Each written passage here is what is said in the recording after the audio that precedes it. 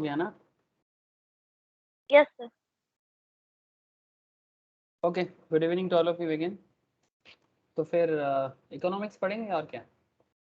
तो आज इकोनॉमिक्स में क्या है? आज इकोनॉमिक्स में डिमांड कंटिन्यूएशन होगा। आई होप आप सबको याद है ये प्रीवियस लेक्चर में, इससे पहले 2-3 लेक्चर्स हुआ है इकोनॉमिक्स में, जहाँ पर हम लोगों ने बेसिक्स ऑफ इकोनॉमिक्स सबसे पहले तो वो क्लियर किए, बिजनेस इकोनॉमिक्स का कॉन्सेप्ट भी क्लियर किया, ठीक है।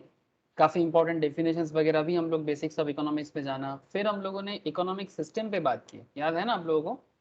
इकोनॉमिक सिस्टम मतलब कितना तरह का इकोनॉमिक सिस्टम हमारे वर्ल्ड में, not just in India but through out the world, कितना सारा इकोनॉमिक सिस्टम बेसिकली फंक्शन होता है, जिसमें आपको पता होगा या फिर पता चल गया होगा क्या क्या है, सोशलिस्टिक या सोशलिज्म, कैपिटलिस्टिक या कैपिटलिज्म, या फिर मिक्स्ड। मेनली 3 तरह का है।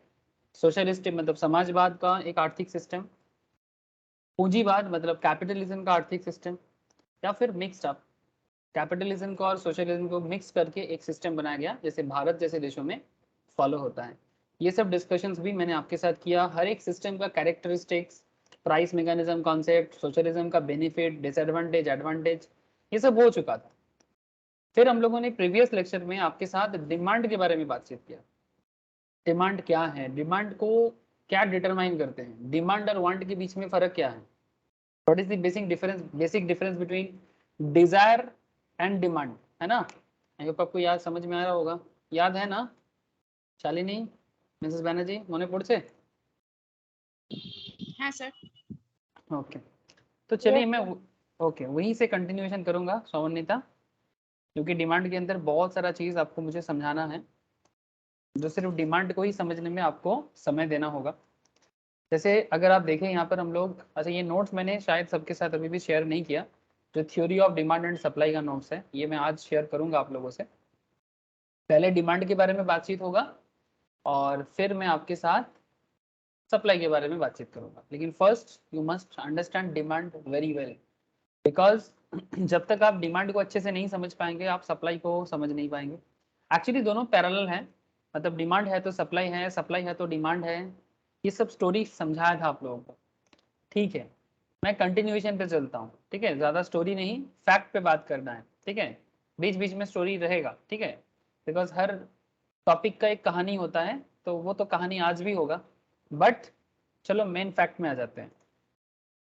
तो जैसे कि in our previous day lecture, अगर आप सबको याद है, explain the meaning of demand, मैंने एक्सप्लेन कर दिया था कि डिमांड क्या है। अगर किसी ने मिस किया है या भूल गया, प्लीज एक बार रेफर कीजिएगा। डिस्क्राइब व्हाट डिटरमाइंस डिमांड, मतलब ऐसा क्या चीज है जो डिमांड को डिटरमिनेशन करते हैं। जैसे आपको एक बहुत ही सिंपल एक इक्वेशन समझाया था, demand equals to functions of P, P R, Y, T, E and O. This are very popular concept of demand function, या फिर इसको डिमांड फंक्शन भी कहा जाता है। ऐसे तो ये थोड़ा ब्रॉड वे में है, बट शॉर्ट वे में मेनली प्राइस है, ठीक है। मतलब डिमांड, किसी भी चीज का डिमांड, दुनिया में कोई भी चीज हो, कोई भी प्रोडक्ट हो, कोई भी सर्विस हो, ठीक है, हर एक सर्विस का एक डिमांड होता है। जैसे एक सिंपल बात करते हैं, आजकल सर ये सैलून सर्विस या ब्यूटी पार्लर सर्विस के बारे में तो आप लोग जानते हैं, मैं प्रोडक्ट में बहुत एग्जांपल लेता हूँ, बट आज मेरे को थोड़ा मन हुआ ब्यूटी पार्लर या सैलून सर्विस में बात कर लेते हैं। अच्छा, किसी भी जगह में जब ब्यूटी पार्लर सर्विस या सैलून सर्विस लेते हैं, लाइक हेयर कटिंग, बहुत सारी चीजें हैं, spa, there are lots of thing. My question is that कि जब आप कोई सैलून या ब्यूटी पार्लर चूज करते हैं, तो क्या आप उसका सर्विस चार्ज क्या है वो डिटरमाइन करते हैं ना? Please tell me. मतलब एक सैलून या ब्यूटी पार्लर कितना चार्ज करते हैं अपने सर्विस के लिए, ये आपके लिए इंपॉर्टेंट है या नहीं है as a customer? Please tell me. Yes, sir. सिर्फ सिर्फ इंपॉर्टेंट नहीं, सबसे इंपॉर्टेंट है ना? बिकॉज जैसे एक सिंपल बात करते हैं, जैसे there are lots of varieties kind of salon system in our society, in our locality, township, जहाँ पर भी आप रहते हैं।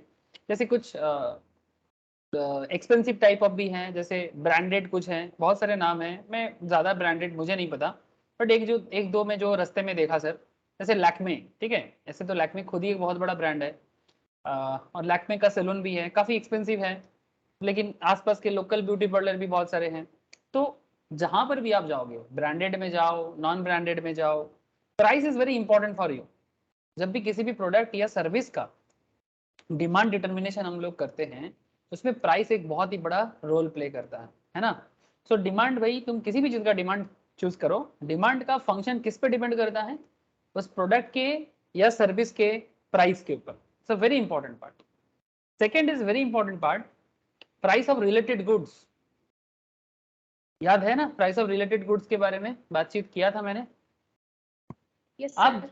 आप जिस प्रोडक्ट का सर्विस या सर्विस, मतलब जैसे मानो कि मैं आपको बार बार बोल रहा हूँ सैलून या ब्यूटी पार्लर का बात कर रहा हूँ, आज थोड़ा डिफरेंट बात आ गया मेरे माइंड पे, ठीक है।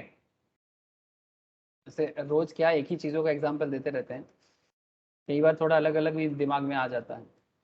सैलून या ब्यूटी पार्लर अगर आप जब चूज करने जाते हो, तो उसमें जैसे मानिए कि मैं आपको लैक्मी बोला, ठीक है, लैक्मी फैशन, ठीक है, कहीं पर आप देखोगे कि सिंपल ऐसे लिखा होता है, जैसे लोकल एरिया में लेडीज ब्यूटी पार्लर, बस इतना ही साइन बोर्ड में लिखा होता है, ठीक है। मैं जितना देखा, सब बिग इंडस्ट्री, गांव से लेके शहर तक हर जगह में दिखने को मिलता है, ठीक है। और कहीं पर भी आप ब्यूटी पार्लर को बंगाली या हिंदी में कहीं नहीं देखोगे, beauty parlour is always beauty parlour. इसका कोई हिंदी या बंगाली करण आपको कहीं नहीं दिखेगा। ऐसे ब्यूटी का बंगाली क्या है आई डोंट नो, बट बहुत टफ बंगाली है, इतना मुझे पता है, कुछ it's a very tough Bengali जो भी हो। तो लेडीज ब्यूटी पार्लर जो आपके घर के अगल बगल में। Now my question is that price of related goods, price of related goods या रिलेटेड सर्विस, मतलब आप लैक्मी देख रहे हो, लेडीज ब्यूटी पार्लर आपके घर के आसपास में जो है, ठीक है, या फिर कोई XYZ पार्लर, ठीक है, या फिर लेडीज में और भी बहुत सारे हैं, मुझे इतना नाम नहीं पता। लेकिन आप जब कोई भी सर्विस चूज करने जाओगे, रिलेटेड प्रोडक्ट या और भी कोई कंपनी सर्विस क्या दे रहा है, उनका चार्ज भी पूछते होंगे, ये नो।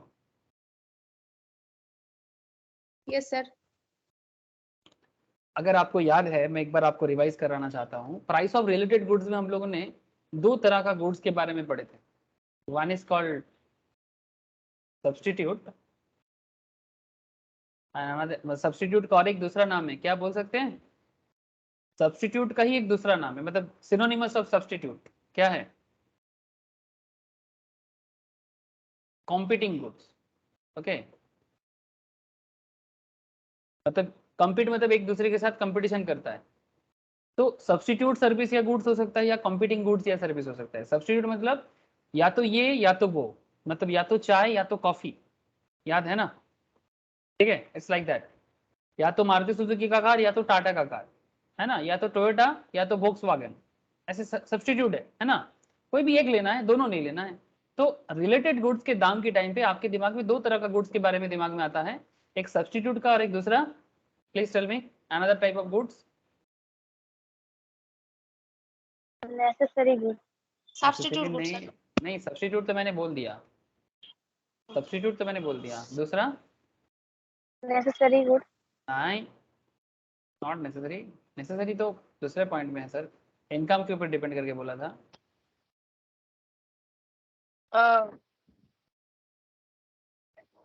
कॉम्प्लीमेंट्री, भूल गए क्या, भूल गया। Yes sir. कॉम्प्लीमेंट्री गुड्स, एक हो गया सब्सटीट्यूट गुड्स और दूसरा हो गया कॉम्प्लीमेंट्री गुड्स। सब्सटीट्यूट जैसे कि मैंने आपको क्या बोला, टी एंड कॉफी, और कॉम्प्लीमेंट्री मतलब दोनों हैं तो कुछ काम है, अकेला का कोई काम नहीं। Please point to be noted, দুটো গুডস একসাথে থাকলে তার কোনো দাম আছে, একটা গুডসের কোনো দাম নেই। আপনার কাছে পেট্রোল আছে বাইক নেই, বাইক আছে পেট্রোল নেই, কি করবেন, বিনা পেট্রোলে বাইক চালাতে পারবেন? হ্যালো সমন্বিতা, ना বুঝতে सर। পারছিস তো? तो कॉम्प्लीमेंट्री गुड्स का क्या मतलब हो गया शालिनी, पेट्रोल है तो बाइक होना चाहिए, बिकॉज बिना बाइक का पेट्रोल का क्या काम सर। सर कोई बोलेगा मैं दूसरे काम पे लगा दूंगा, कर सकते हो, पेट्रोल में आप आग भी लगा सकते हो, बट कौन पागल है कि सर पेट्रोल में आग लगा के खाना पकाएगा, हाँ सर महंगा आता है। सो मतलब डिबेट करने चाहे तो बहुत सारा कर सकते हैं, लेकिन पेट्रोल का सही इस्तेमाल तो हम लोग ऑटोमोबाइल में ही करते हैं ना। आपके पास कार है, और पेट्रोल है तभी कुछ काम है ना, तो इसको कॉम्प्लीमेंट्री बोलते हैं, मतलब दोनों गुड्स एक दूसरे को कॉम्प्लीमेंट ईच अदर, ठीक है। जैसे कार पेट्रोल, दूसरा और एक एग्जांपल आप लोगों से मैं उम्मीद कर सकता हूँ, कार पेट्रोल जैसा अनदर एग्जांपल, मतलब दोनों गुड्स एक साथ चाहिए। कार का दाम पेट्रोल के डिमांड को डिटरमाइन करते हैं, पेट्रोल का प्राइस कार के डिमांड को डिटरमाइन करते हैं, है ना। आपको लास्ट वीक बहुत सारा एग्जांपल दिया था, please give another example. Car petrol जैसा और एक एग्जांपल प्लीज बताइए, कोई तो बताओ। हेलो, कार पेट्रोल जैसा कॉम्प्लीमेंट्री, टी एंड कॉफी तो हो गया, medicine medicine and medicine salt like that. Salt, नहीं नहीं, not like that, salt medicine is necessity हो गया। কমপ্লিমেন্টারি মানেটা কি? কমপ্লিমেন্টারি মানে যেরকম ধরুন একজন আরেকজনকে কমপ্লিমেন্ট করে, like husband wife, only for understanding, girlfriend boyfriend, girlfriend तभी होगा ना जब बॉयफ्रेंड होगा, हस्बैंड तभी होगा जब वाइफ होगा, है ना, नहीं तो कौन किसका हस्बैंड है कौन किसका वाइफ है, spouse basically. Now concept is that complementary goods is also like that, complement करेगा। जैसे कि मैं क्या बोला, कार एंड पेट्रोल, ये एक दूसरे को कॉम्प्लीमेंट करता है। ऐसा और एक एग्जांपल दो प्लीज, गुड्स के केस में, सर्विस के केस में। इंक, इंक एंड पेन चलेगा? Ink and pen. यस ना, pen is a different product, ink is a different sir. Product, है ना। बिना सिर्फ इंक का कोई काम नहीं, सिर्फ पेन का भी कोई काम नहीं, है ना। पेन होगा तो इंक होना चाहिए, इंक होगा तो पेन होना चाहिए, नहीं तो क्या हाथ में लगा के करोगे पेन इंक का काम। सो इट्स लाइक दैट कि दो चीज एक साथ आएगा तभी उसका कुछ मतलब है। जैसे एक सिंपल बोल सकते हैं आपको, जैसे राइस के साथ कुछ तो चाहिए आपको, राइस एंड वेजिटेबल्स, मतलब सब्जी बोलते हैं हम लोग, बंगाली में हम लोग बोलते हैं सब्जी, है ना, वेजिटेबल्स या फिर चरचड़ी, जो भी बोलो आप, राइस के साथ कुछ तो चाहिए जो राइस को कॉम्प्लीमेंट करेगा, या फिर राइस एंड दाल, है ना, लेंटिल्स, या दाल रोटी बहुत फेमस है, Yes. दाल रोटी, Yes. है ना, दाल एंड रोटी, रोटी मतलब आप लोग जानते हैं ब्रेड, ठीक है। सो दाल रोटी कॉम्प्लीमेंट करता है एक दूसरे को, सिर्फ दाल नॉर्मली कोई नहीं पीता, नॉर्मली नहीं पीता, दाल होगा तो रोटी या चावल कुछ तो बनेगा, है ना। जैसे हमारे बंगाल में राइस ज्यादा होते हैं कंपेरेटिवली, राइस और दाल ऐसे कॉम्बिनेशन ज्यादा माना जाता है। नॉर्थ इंडिया में दाल रोटी खाने का बहुत ज्यादा कॉन्सेप्ट है, आजकल बंगालीज में भी काफी चल हो गया है दाल रोटी खाने का, दाल फ्राई Yes, इस तरह का। sir. हाँ हाँ बोलूँ, Bread butter. Bread butter, thank you, bread butter, ठीक है, अनदर कॉम्प्लीमेंट्री गुड्स, ठीक है। सिर्फ ब्रेड का कोई मतलब नहीं है ना, bread and butter, bread butter जब होंगे तो बटर का क्या है, ये एक दूसरे को कॉम्प्लीमेंट करता है ना। सो बटर का प्राइस अगर बढ़ जाए ना तो ब्रेड का सेल कम हो जाएगा, क्यों बोलो तो, बटर का प्राइस जब इंक्रीज हो जाता है ब्रेड का सेल कम हो जाएगा, कैसे? Don't because butter. Bread. Exactly, exactly, butter का दाम अगर अगर बढ़ जाएगा तो पहले जो जितना लोग ब्रेड खाता था वो लोग अभी ब्रेड नहीं खाएगा, क्यों? बिकॉज उनको ब्रेड से बटर दे के ही खाना था, अब दाम बढ़ गया। पहले एक बटर का दाम आता था 100 रुपीज, अब एक बटर का दाम आता है 200 रुपया, ठीक है। तो 100 का चीज जब 200 हो जाए तो ब्रेड में लगा के ही खाना होता था, सिंपल, सिर्फ बटर कितना लोग खाते हैं, ठीक है।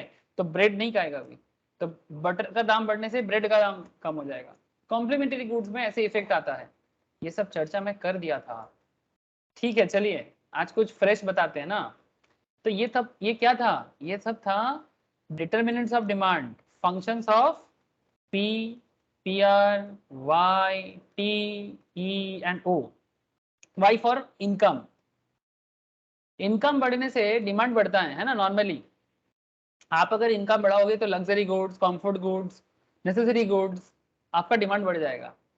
नेसेसरी के केस में ऐसे कहा जाता है कि नेसेसरी सर्टेन लेवल तक इंक्रीज करेगा, उसके बाद थम जाएगा, है ना। T for taste and preference, है ना, अगर कोई चीज आपको पसंद आता है तो उसका डिमांड होता है। पसंद नहीं आएगा, कितना भी दाम हो कम हो फर्क नहीं पड़ता, आप नहीं लोगे, because taste and preference is a very important part. पसंद होना, अगर आपको पसंद ही नहीं है तो दाम ज्यादा हो कम हो क्या फर्क पड़ता है, पसंद होना चाहिए। ई फॉर फ्यूचर में दाम कम होना ज्यादा होना, फ्यूचर में दाम कम होगा तो आज क्या होगा, कोई भी गुड्स फ्यूचर में प्राइस डाउन होगा। आपको पता चल गया कि फ्यूचर में, जैसे मानो गोल्ड, गोल्ड प्राइस जैसे देखना घर पे जब शादी होता है इसका बात बहुत होता है, स्पेशली आप देखिएगा जब भी घर पे शादी का माहौल होता है तो जैसे घर में जो लड़की होते हैं स्पेशली लड़कियों को सोना दिया जाता है, या फिर बहू को, मतलब जिनका शादी करवा के लाते हैं अपने बेटे के बहू के हिसाब से, तो उनको भी गोल्ड दिया जाता है। ये हमारे भारत का एक कल्चर है। नाउ पॉइंट इज दैट कि जब ये गोल्ड का, जैसे मानिए करेंटली गोल्ड का प्राइस 51,000 समथिंग चल रहा है, अब जिनको मतलब ये 10 ग्राम गोल्ड का दाम है, ठीक है। नाउ 10 ग्राम गोल्ड का दाम 51,000 है। माई क्वेश्चन इज दैट अगर किसी को लगता है कि 51,000 उनके लिए महंगा है, ठीक है, डिफरेंट इनकम कैटेगरी के लोग होते हैं, अब 51,000 का 10 ग्राम का गोल्ड है, जिनको लगता है कि नहीं थोड़ा दाम कम होने दो, और खबर हो गया मार्केट से कि दाम कम होने वाला है क्योंकि सरकार ड्यूटी रेट कम करेगा, ऐसा खबर आया है, और गोल्ड का रेट 51,000 से 48,000 होगा 1 मंथ लेटर। तो प्लीज टेल मी, अगर फ्यूचर में दाम गोल्ड का कम होगा तो आप गोल्ड का डिमांड अभी करोगे कि फ्यूचर में करोगे? फ्यूचर करो सर। है ना, फ्यूचर में। एग्जैक्टली यही होता है। तो future expectation is a very important part, चाहे वो गोल्ड हो या फिर पोटैटो, ठीक है। ऐसे पोटैटो नेसेसिटी है, दाम देके भी खरीदना पड़ता है, ठीक है। लेकिन अगर आपके पास उपाय है कि भाई कुछ दिन बाद लेके जाएंगे, कल दाम कम होगा तो कल लेंगे, तो कल लेके जाइएगा, ठीक है। आज 30 चल रहा है, कल 25 हो जाएगा, तो 25 दिन में लेके जाइएगा, 30 में क्यों लेना है। ऐसा इफेक्ट होता है sir. Future expectation is very important part for determination of demand. And कुछ अदर फैक्टर्स भी हैं जो भी मैं आपको लास्ट वीक बताया था, जैसे गवर्नमेंट पॉलिसी, ठीक है, डेमोग्राफिक कंडीशंस। चलो मैं आपको याद दिला देता हूँ। ये देखो, determinants of demand is a very important question sir. Price of the commodity, price of related commodity जिसको पीआर मैंने बोला था। फिर आया था आपका इनकम ऑफ द कंज्यूमर, आपका income is very important part, है ना, इनकम पे ही तो डिपेंड करते हैं। टेस्ट एंड प्रेफरेंस, आपका test preference is a very important part. Consumer expectation, future में दाम बढ़ना घटना, एंड कुछ अदर फैक्टर्स। अदर फैक्टर्स के अंदर जैसे साइज ऑफ पॉपुलेशन, जिस एरिया से आप बिलोंग करते हो, अगर उस एरिया में पॉपुलेशन साइज ज्यादा है तो उस एरिया में डिमांड नॉर्मली ज्यादा होता है, ठीक है। पॉपुलेशन साइज ज्यादा होने से डिमांड बड़ा ज्यादा होगा, बिकॉज ज्यादा पॉपुलेशन है, मार्केट बड़ा होगा, ठीक है। जैसे इंडिया काफी large high high population country है, ठीक है, ये बहुत बड़ा मार्केट है, ठीक है। तो अगर कोई भी नॉर्मल चीज यहाँ पर बहुत इजीली बिक सकता है। तो size of population is very important part. या फिर किस तरह का एज डिस्ट्रीब्यूशन, क्या ज्यादा ओल्ड एज के लोग रहते हैं, अगर ओल्ड एज लोग ज्यादा होगा आपके एरिया में तो वहां पर ओल्ड एज प्रोडक्ट्स, जैसे मानो कि आर्टिफिशियल टीथ एग्जाम्पल के तौर पे, जानते हैं ना sir artificial teeth, yes sir. है ना। ओल्ड एज के साथ दांत खराब हो जाते हैं या दांत निकल के आ जाते हैं तो फिर नकली दांत लगाना पड़ता है, ठीक है। या फिर वो स्टिक्स होते हैं ना, ओल्ड एज के लिए स्टिक्स, जिसको हम लोग दादू छड़ी बोलते हैं, है ना, दादू की छड़ी या लाठी ऐसे बोलते हैं। तो ऐसी चीजों का डिमांड क्या हो जाएगा, जहां पर ओल्ड एज लोग ज्यादा होंगे बढ़ जाएगा, ठीक है। सर जहां पर न्यू बॉर्न बेबी ज्यादा है, जिस एरिया में न्यू बॉर्न बेबी, वहां पर new born baby related product, ठीक है, बच्चे लोगों के लिए जैसे हगीज, है ना, बहुत सारी चीजें, पैम्पर्स वगैरह कैसा बोलते हैं आप लोग जानते हैं, ठीक है। तो इस तरह का प्रोडक्ट का डिमांड बढ़ जाएगा, है ना, न्यू बॉर्न जहां पर बच्चे लोग ज्यादा है, 5 साल के नीचे का बच्चा लोग ज्यादा है, तो ये एरिया वाइज फीमेल जहां ज्यादा है वहां फीमेल प्रोडक्ट ज्यादा बिकेगा। Can you please tell me कि इंडिया में which states have much more female than male? Normally Bharat का मेल फीमेल रेशियो कैसा है? भारत का male female ratio normally male ज्यादा फीमेल कम।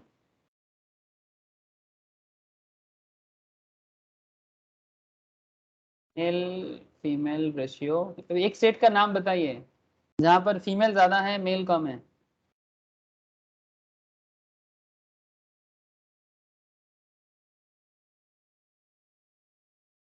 प्लीज टेल मी, कोई तो बताए मुझे।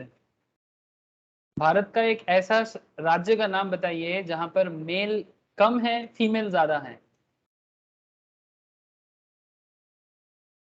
Any idea? जनरल नॉलेज है सर, प्लीज बताइए।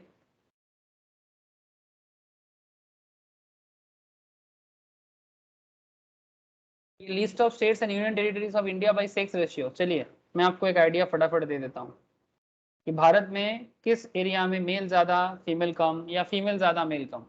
ऐसे अगर इंडिया का जो ओवरऑल रेशियो है, इंडिया का रेशियो कुछ ऐसा है sir. Kerala, Kerala sir. Yes, you are right. Kerala का फीमेल पॉपुलेशन ज्यादा है कंपेयर टू मेल। ऐसे ये पहले बहुत खराब था इंडिया में, अभी थोड़ा डेवलप हुआ है। ठीक है, अभी पहले से काफी अच्छा हुआ है इंडिया का मेल फीमेल गैप। फिर भी एक बार देख लीजिए, 1000 मेल में इंडिया में 918 फीमेल है। ठीक है, कुछ प्रॉब्लम है सोसाइटल, कुछ पुरानी सोच है सर, मेल को ज्यादा फेवर करना। ठीक है, लड़का हो तो ज्यादा अच्छा बात है, बट साउथ में ये कैरेक्टर थोड़ा अलग है। साउथ में फीमेल को भी उतना ही रेस्पेक्ट मिलता है जितना कि मेल को, इवन कभी कभी तो मोर देन दैट। बाइफर्केशन किसी भी ratio, sex ratio wise bifurcation नहीं होना चाहिए, बट समाज में कुछ मूर्खता, इलिटरेसी के कारण ऐसे होते हैं। ऐसे एक टाइम था जब भारत में मेल फीमेल रेशियो काफी बेहतरीन था, बट ये बाद में हुआ है, specially Mughal era and British era में ज्यादा हुआ है। इससे पहले भारत में ऐसा प्रॉब्लम नहीं था।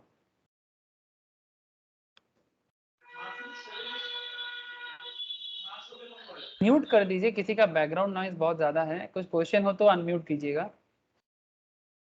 ओके, बैकग्राउंड नॉइज होने से रिकॉर्डिंग में प्रॉब्लम हो जाएगा और कुछ नहीं। जैसे केरला आप देख चुके ऑलरेडी, सेक्स रेशियो में चाइल्ड सेक्स रेशियो, नहीं चाइल्ड का भी जरूरत नहीं है, 1058 2011 सबसे नंबर 1 में है। 1084 1084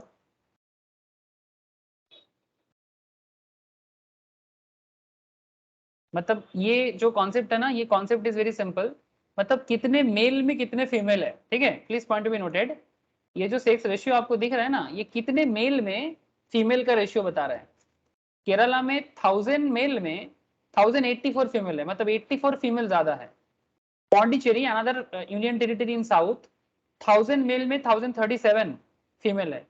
तमिलनाडु में 4 फीमेल शॉर्ट है, आंध्रा में 7, मणिपुर में 8, मतलब फीमेल का शॉर्टेज। ठीक है, छत्तीसगढ़ में 991, काफी डेवलप हो गया है। मेघालय में 989, तेलंगाना 988, ओडिशा 979, मिजोरम 976, गोवा 973। सर इससे क्या पता चलता है? जहां लड़कियों को सम्मान ज्यादा है। ठीक है, साउथ में, नॉर्थ ईस्टर्न स्टेट्स में, नॉर्थ ईस्ट में तो लड़कियों को बहुत रिस्पेक्ट है सर। वहां पर तो बेसिकली फीमेल ओरिएंटेड सोसाइटी है, मतलब घर का औरत है जो डिसाइड करता है कि घर में क्या होगा। ठीक है, ये आदिवासी या ट्राइबल बेल्ट में भी ऐसे होते हैं। बाकी अगर मैं वेस्ट बंगाल का बात करूं, वेस्ट बंगाल 950, वेस्ट बंगाल में 50 शॉर्टेज है। ठीक है, झारखंड में 948, लाक्षाद्वीप में 947, और भारत का एवरेज है 943, मतलब 1000 मेल में 943, मतलब स्टिल 57 फीमेल शॉर्टेज है इंडिया में। अरुणाचल प्रदेश में 938, नागालैंड में 931, मध्य प्रदेश 931, महाराष्ट्र 929, राजस्थान 928, गुजरात 919, बिहार में 918, उत्तर प्रदेश 912, पंजाब 895, सिक्किम 890, सबसे नीचे है दमन दीव 618। ठीक है, ठीक है, ये सब छोटा छोटा जगह है, इतना प्रॉब्लम नहीं है। बट प्रॉब्लम इज विथ ये नॉर्दर्न स्टेट में ज्यादा प्रॉब्लम है रेशियो में, बट पहले से काफी बेहतर हुआ है। जैसे सबसे ज्यादा प्रॉब्लम था हरियाणा में, स्टील प्रॉब्लम है 879, बट काफी डेवलप हुआ है, आप देख सकते हो रैंकिंग चेंज हुआ है। हरियाणा में बहुत प्रॉब्लम है, मेल फीमेल में काफी बाइफर्केशन है, जो बाइफर्केशन पहले से कम हुआ हो रहा है। ठीक है, बाकी दिल्ली का भी हालत अच्छा नहीं है, 868। राजस्थान का भी सिचुएशन पहले से काफी बेहतर हुआ है, राजस्थान भी हरियाणा जैसा ही हालत था बट थोड़ा बेहतर। गुजरात आसपास में, बिहार खराब हालत है, उत्तर प्रदेश वेरी बैड, पंजाब, ठीक है, सिक्किम का कुछ दूसरा प्रॉब्लम है सर, ठीक है। लेकिन आपको आइडिया लग गया होगा कि mail female ratio is very important, मतलब जहां फीमेल ज्यादा है या फीमेल को बहुत रेस्पेक्ट मिलता है, फीमेल रिलेटेड मार्केट वहां पर आप बना सकते हो। तो किस तरह का एज डिस्ट्रीब्यूशन है, that is a very important part, और आपको मैं जनरल नॉलेज भी बता दिया, ठीक है। आपको पता होना चाहिए भारत का डेमोग्राफिक कंडीशन, इसको बोलते हैं डेमोग्राफिक कंडीशन। समझ में आ रहा है ना? Please tell me. Yes sir. तो इस तरह से level of national income and its distribution, मतलब भारत का नेशनल इनकम कैसा है, नेशनल इनकम कहाँ पर कितना डिस्ट्रीब्यूट है, जिस एरिया में इनकम ज्यादा है। Level of national income is a crucial determinant of market demand. Sir point to be noted यहाँ पर, ये कुछ पॉइंट मैंने थोड़ा सा इसलिए बता दे रहा हूँ बिकॉज लास्ट वीक भी बोला था, थोड़ा रिवाइज भी हो जा रहा है। जिस एरिया में लोगों का इनकम ज्यादा होगा वहां पर मार्केट डिमांड ज्यादा होगा, जहाँ इनकम कम है वहाँ मार्केट डिमांड कम है। सर कैसे पता चलेगा भारत का नेशनल इनकम कहाँ कैसा है? इसके लिए अनदर जनरल नॉलेज हमें बताना पड़ेगा। चलिए, जैसे आपको डेमोग्राफी बताया, इनकम डिस्ट्रीब्यूशन भी बता देते हैं। सिर्फ जीके का ही पार्ट है। GDP per capita of India state wise, ठीक है। मैं आपको भारत का स्टेट वाइज जीडीपी बता देता हूँ, किस स्टेट में ज्यादा इनकम है भारत का, ठीक है। और आप यहाँ पर ये भी देख लो आपका स्टेट कहाँ है। सर भारत में सबसे ज्यादा ग्रॉस डोमेस्टिक प्रोडक्ट या फिर इनकम, पर कैपिटा इनकम सबसे ज्यादा है गोवा का, ठीक है। पर हेड इनकम में सबसे बेहतरीन सिचुएशंस में गोवा है। गोवा में पर हेड एनुअल इनकम एवरेज में, एवरेज इनकम है ये सब, एवरेज है 5,23,000 के आसपास। एवरेज इनकम, एवरेज गोवान्स का इनकम है 5,23,000, 5,23,000 एनुअल। सो सर इससे क्या पता चलता है, मार्केट में हमेशा एक अच्छा डिमांड बना रहता है बिकॉज लोगों का इनकम अच्छा होता है। सिक्किम सेकंड में आता है, एनुअल एवरेज इनकम 4,87,000, मतलब ऑलमोस्ट 5 लाख। थर्ड में आता है दिल्ली, 4,14,000, 4-4.5 लाख के बीच में है। फोर्थ में है चंडीगढ़, मतलब पंजाब का, पंजाब हरियाणा रीजन में 3,59,027, annual income 3.5 lakh 4 lakh, average, average है, ठीक है। एवरेज मतलब आप समझ सकते हो, मतलब बड़ा से लेके छोटा, करोड़पति से लेके रोडपति, सबको मिला के डिवाइडेड बाई पॉपुलेशन, किसी का एवरेज अगर ऐसा है तो सोचो कि ओवरऑल कितना ज्यादा हो सकता है। मतलब ये एवरेज है, मतलब मैक्सिमम लोगों का इनकम आपको आमतौर पर इससे ज्यादा ही दिखेगा, 7 लाख 8 लाख हो जाएगा चुपचाप से, बिकॉज एवरेज तो एक रफ पिक्चर बताते हैं, ठीक है। मतलब इससे ज्यादा इनकम है गोवान्स का। सिक्किम का भी इनकम काफी अच्छा है, दिल्ली का भी इनकम अच्छा है, चंडीगढ़ भी काफी अच्छे हैं। हरियाणा नॉर्मल स्टेट में अगर देखा जाए, हरियाणा 2,72,000, 2,63,000 थोड़ा सा कम हुआ है। तमिलनाडु 2,54,000 साउथ में, तेलंगाना 2,50,000। साउथ का स्टेट हमेशा एक एवरेज में काफी अच्छे होते हैं। कर्नाटका 2,49,000, 2.5 लाख के आसपास एवरेज इनकम है सर, मतलब सबका टैक्सेबल इनकम दिख रहा है। Haryana, Tamil Nadu, Telangana, Karnataka average taxable income है, भारत का टैक्सेबल इनकम है 2.5 लाख। मतलब अगर किसी इनकम, किसी भी इंडिविजुअल का इनकम 2,50,000 क्रॉस करता है तो उसको सरकार के घर में टैक्स देना पड़ता है, उसके नीचे हो तो टैक्स देने का जरूरत नहीं पड़ता। तो साउथ का state Goa, Sikkim, Delhi, Chandigarh taxable income group में आ जाते हैं सर। जस्ट एवरेज इनकम में इनके पीछे पीछे गुजरात है, गुजरात, केरला 2,43,000, 2,45,000, पुडुचेरी 2,44,000, 42। अंडमान निकोबार काफी अच्छा, यहाँ पर भी इनकम है लोगों का। महाराष्ट्र 2,29,000, काफी बड़ा स्टेट है, 15 करोड़ पॉपुलेशन है, फिर भी 2,29,000। मतलब अगर आप बॉम्बे पूना जाओगे तो वहां का लोगों का इनकम काफी ज्यादा दिखेगा। It's a huge state, second largest, third largest state in India size में, 15 करोड़ से भी ज्यादा लोग रहते हैं। उत्तराखंड 2,26,000, मिजोरम 2,21,000। याद रखने का जरूरत नहीं है, आइडिया लेके जाओ। मतलब सबसे हाईएस्ट कौन है, सबसे लोएस्ट कौन है, वेस्ट बंगाल कहाँ है ये आपको बताता हूँ मैं, बिहार कहाँ है सब बताता हूँ, ठीक है। मिजोरम, हिमाचल। सर अभी भी वेस्ट बंगाल नहीं देखा सर, वेस्ट बंगाल गरीब स्टेट है क्या? हाँ सर, हम लोग ना वहाँ का मेढक जैसा हो जाते हैं, जानते हैं ना, हमें लगता है कि हम सबसे बेहतर हालत में हैं, फील लाइक दैट। बट हम कभी ये नहीं देखते कि हमसे काफी बेहतर है। बट क्या है ना, আমরা কুয়োর ব্যাঙের মতো হয়ে গেছি। কুয়োর ব্যাঙ যেরকম হয় না, ওর খালি মনে হয় কুয়োটাই বড়, এর থেকে বড় কেউ নেই। এটা এটা एवरेज बंगाली का ऐसा सोच हो गया। मैं खुद बंगाली होके बोल रहा हूँ। बंगाल के बाहर जाने से पता चलता है कि बाकी स्टेट का क्या डेवलपमेंट हुआ है, बट लोगों का एक परसेप्शन हो गया है, नहीं नहीं আমাদের বাংলায় অনেক কিছু আছে। আরে ভাই আছে তো কোথায়, कंपैरिजन कहाँ है, कंपेयर करो। कंपेयर करता है किसके साथ जानते हैं ना, बंगाली बिहार के साथ और यूपी के साथ। बोलने में खराब लगता है, बट बिहार यूपी का अलग पॉलिटिकल प्रॉब्लम है। हमेशा बिहार यूपी को खींच के क्या कंपैरिजन करते हैं। बंगाल हमेशा लीड करता था मॉडर्न डे में, बिहार भी एक समय में चंद्रगुप्त मौर्य अशोका के टाइम पे लीड करता था, बट काफी पुराना समय था। बट ब्रिटिश पीरियड में बिहार को बहुत ज्यादा एक्सप्लॉइट किया गया है, यूपी को एक्सप्लॉइट किया गया है, बट बंगाल तो ब्रिटिश का कैपिटल था। फिर भी हमारा हालत देखो कहाँ है, वेस्ट बंगाल। ढूंढना पड़ेगा क्या मैग्नीफाइंग ग्लास से। सर ये सब वर्ल्ड बैंक आईएमएफ का डेटा है, मैं बना के नहीं बोल रहा हूँ। जो भी है आपके सामने है, मेरे सामने है। You have to know the truth, this is hardcore truth. और ये हमें समझना चाहिए कि our economic conditions foreign income average में अच्छा नहीं है। हमारे यहाँ से काफी अच्छा बिजनेस दिल्ली देता है, हमारे यहाँ से काफी अच्छा बिजनेस तमिलनाडु देता है, हमारे यहाँ से काफी अच्छा बिजनेस महाराष्ट्र देता है, गुजरात देता है, हमारे यहाँ से काफी अच्छा बिजनेस अरुणाचल प्रदेश भी दे सकता है, इनकम अच्छा है। बट वेस्ट बंगाल का एवरेज इनकम अच्छा नहीं है। हाँ देखने में लगता है कि जीडीपी में अच्छा कंट्रीब्यूट कर लेता है, पुराना सिस्टम है अभी भी। एक टाइम पे वेस्ट बंगाल इंडिया में लीड करता था, लीड करता था। ऐसे एक कहावत होता था, अब आई होप आप लोगों ने पढ़े होंगे, कि मुझे क्यों खराब लगता है जानते, बिकॉज मैं वेस्ट बंगाल का हूँ, बंगाली हूँ, और मुझे बहुत ऐसा फील आता है कि नहीं मेरा स्टेट कम से कम एवरेज ऑफ इंडिया से तो ऊपर होना चाहिए। इसका थोड़ा प्रॉब्लम है, पॉपुलेशन प्रेशर भी है, yes I understand, 10 crore population है इसका, बट मुझे खराब लगता है। कुछ करना चाहिए सर हम सबको मिलके, कम से कम इंडिया के अंदर हम लोग भी एक एवरेज में हाईएस्ट लेवल में रहे, टॉप 10 में तो रहे।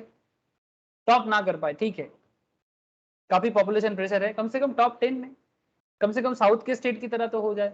1,26,000 हमारा पर हेड इनकम दिखा रहा है, थोड़ा सा ज्यादा हो सकता है। जम्मू कश्मीर 1,24,000, इतना प्रॉब्लम के साथ, जम्मू कश्मीर इतना प्रॉब्लम के साथ, जम्मू कश्मीर का प्रॉब्लम हट जाएगा ना तो जम्मू कश्मीर टॉप में आएगा, मैं आपको गारंटी देता हूँ। बस प्रॉब्लम हट जाए, आतंकवाद का प्रॉब्लम हट जाए, जम्मू कश्मीर टॉप 10 में आ जाएगा। इतना इंटरनेशनल टूरिस्ट आएगा, इतना इंटरनेशनल टूरिस्ट आएगा, जम्मू कश्मीर ऐसे हेवन ऑफ द वर्ल्ड माना जाता है, भूस्वर्ग कहा जाता है ना। राजस्थान इतना प्रॉब्लम के साथ भी 1,21,000, छत्तीसगढ़ 1,17,000, उड़ीसा 1,15,000, मध्य प्रदेश 1,09,000। सर बिहार कहाँ है?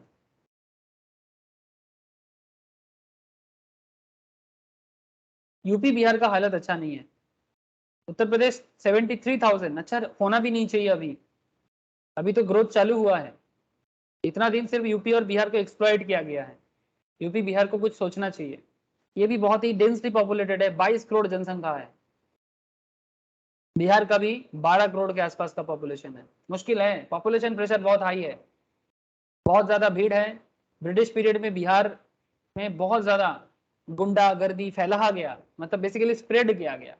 पॉलिटिकल प्रॉब्लम भी समझना चाहिए, ठीक है। वेस्ट बंगाल में भी काफी प्रॉब्लम था, जैसे डिवाइडेशन जो है भारत का, वेस्ट बंगाल में हुआ है, बांग्लादेश अलग हुआ है, मार दंगा बहुत हुआ है, ठीक है। पंजाब में भी हुआ है, पंजाब में भी मार दंगा बहुत हुआ है, डिवाइडेशन हुआ है, बट पंजाब कॉम्पिटिटिवली डेवलप किया अपने आप को, है ना। लेकिन बंगाल काफी पीछे है, मानना पड़ेगा ये बात। क्या आप लोग को फैक्ट दिखाई दिया? ये जो भी मैं फैक्ट आपको शेयर किया, ये सब नेशनल स्टैटिस्टिकल डेटा है sir, net state domestic product, and these all datas are given by government and as well as World Bank report, ठीक है। तो सब ये अप्रूव्ड डेटा है सर, ऐसे मैं मन से नहीं दिया आपको, ठीक है। बोलो सर, इनकम के ऊपर डिपेंड करते हैं मार्केट, इसलिए आप देखिएगा दिल्ली का मार्केट काफी बेहतर है कोलकाता के मार्केट से। साउथ में कर्नाटका, चेन्नई, तमिलनाडु मार्केट काफी डिमांडिंग है, काफी हाई है कंपेरेटिवली, मतलब लिविंग स्टैंडर्ड हाई है कंपेरेटिवली। इसका मतलब ये नहीं कि आप सिर्फ कोलकाता में एक सॉल्ट लेक और न्यू टाउन उठा के बोलोगे कि सब कुछ है। वेस्ट बंगाल मतलब not just Salt Lake and New Town, West Bengal means more than that. इसके अंदर झाड़ग्राम, मिदनापुर, नदिया, बीरभूम, मालदा, मुर्शिदाबाद, नॉर्थ बंगाल का काफी सारा जगह सब मिला के है, ठीक है। तो जब आपको पिक्चर देखना है तो broader picture, this is called macro, macro macro बोलते हैं इसको, ठीक है। सिर्फ सॉल्ट लेक और न्यू टाउन और साउथ कोलकाता को देख के कोई अगर बोलेगा कि बंगाल का कंडीशंस काफी बेहतर है तो ये बहुत ही बेकार बात हो जाएगा, बिकॉज मैं जो 3 जगह का नाम बोला ना, यहाँ का इकोनॉमिक कंडीशंस काफी हाई है। That is south Kolkata, new town of Kolkata, salt lake area, काफी हाई लिविंग स्टैंडर्ड है, ठीक है। लेकिन सिर्फ ये 3-4 जगह, छोटा छोटा जगह, पॉकेट्स, ये थोड़ी ना बताता है कि पूरा bigger picture of West Bengal. Bigger picture कुछ और ही है। इसके लिए हम सबको क्या करना होगा, वही कुआं का मेढक से बाहर निकल के, बैंक से बाहर निकल के थोड़ा सा नदी या समुद्र का मेढक के साथ मीट करना होगा, तब पता चलेगा, ठीक है। जैसे मेरा घर जहां पर है झाड़ग्राम में, मैं मेरा 30 इयर्स का लाइफ बिता मैंने, मेरे पापा 60 साल के हो गए, तो पापा 50 साल से सुन रहे कि हमारे वहां पर PWD का बड़ा रास्ता बनेगा, 50 साल बाद हुआ, अब जब हो रहा है ना, अब हो रहा है, तो सब कोई बोल रहे कि क्या डेवलपमेंट हुआ, देखो रोड बनाया सरकार ने। बट मेरा पापा 60+ हो गए, मैं 30+ हो गया, अब जाके रोड बन रहा है। बाकी जगह में रोड बन के 4 बार खराब होके 4 बार ठीक भी हो गया। रोड बना मतलब डेवलपमेंट बहुत पहले हो गया। अब आज जाके जहां डेवलपमेंट हो रहा है सबको लग रहा है देखो सरकार अच्छा काम कर रहा है, मतलब ऐसे इतना स्लॉथ है हमारा, कछुआ चाल है हमारा, समझ रहे हैं ना सर, यही प्रॉब्लम है। मतलब थोड़ा कुछ दे दो तो खुश हो जाते हैं। प्लीज टेल मी, ये इकोनॉमिक पर्सपेक्टिव आपको समझ में आ रहा है ना डिमांड का, क्यों मैंने इतना सारा बात आपको कह दिया। जनरल नॉलेज का भी एक कॉन्सेप्ट था, और साथ में मैं आपको डिटरमिनेंट्स ऑफ डिमांड के अंदर level of national income and its distribution, मतलब देश का इनकम या GDP स्टेट वाइज डिस्ट्रीब्यूट कैसे होते हैं, उसके ऊपर भी डिपेंड करता है मार्केट डिमांड कैसा होगा। Somnita, Mrs Banerjee, please tell me, बुझा গেল? হ্যাঁ স্যার, এই শ্রীলঙ্কার অর্থনৈতিক সম্বন্ধে একটু কিছু বলুন না স্যার। শ্রীলঙ্কার অর্থনৈতিক বলছি, একটু আগে যাচ্ছি, বলছি ডিমান্ডটা বোঝাবো তখন বোঝাচ্ছি। वेट एंड वर्ड, আচ্ছা very okay, very good question. Sri Lanka का इकोनॉमिक क्राइसिस के कारण बताना है, ठीक है। मिसेस बैनर्जी ने पूछा है, अब सबको मैं बताऊंगा कि श्रीलंका में क्या हुआ है और श्रीलंका का इकोनॉमिक क्राइसिस क्यों हुआ है, I will discuss.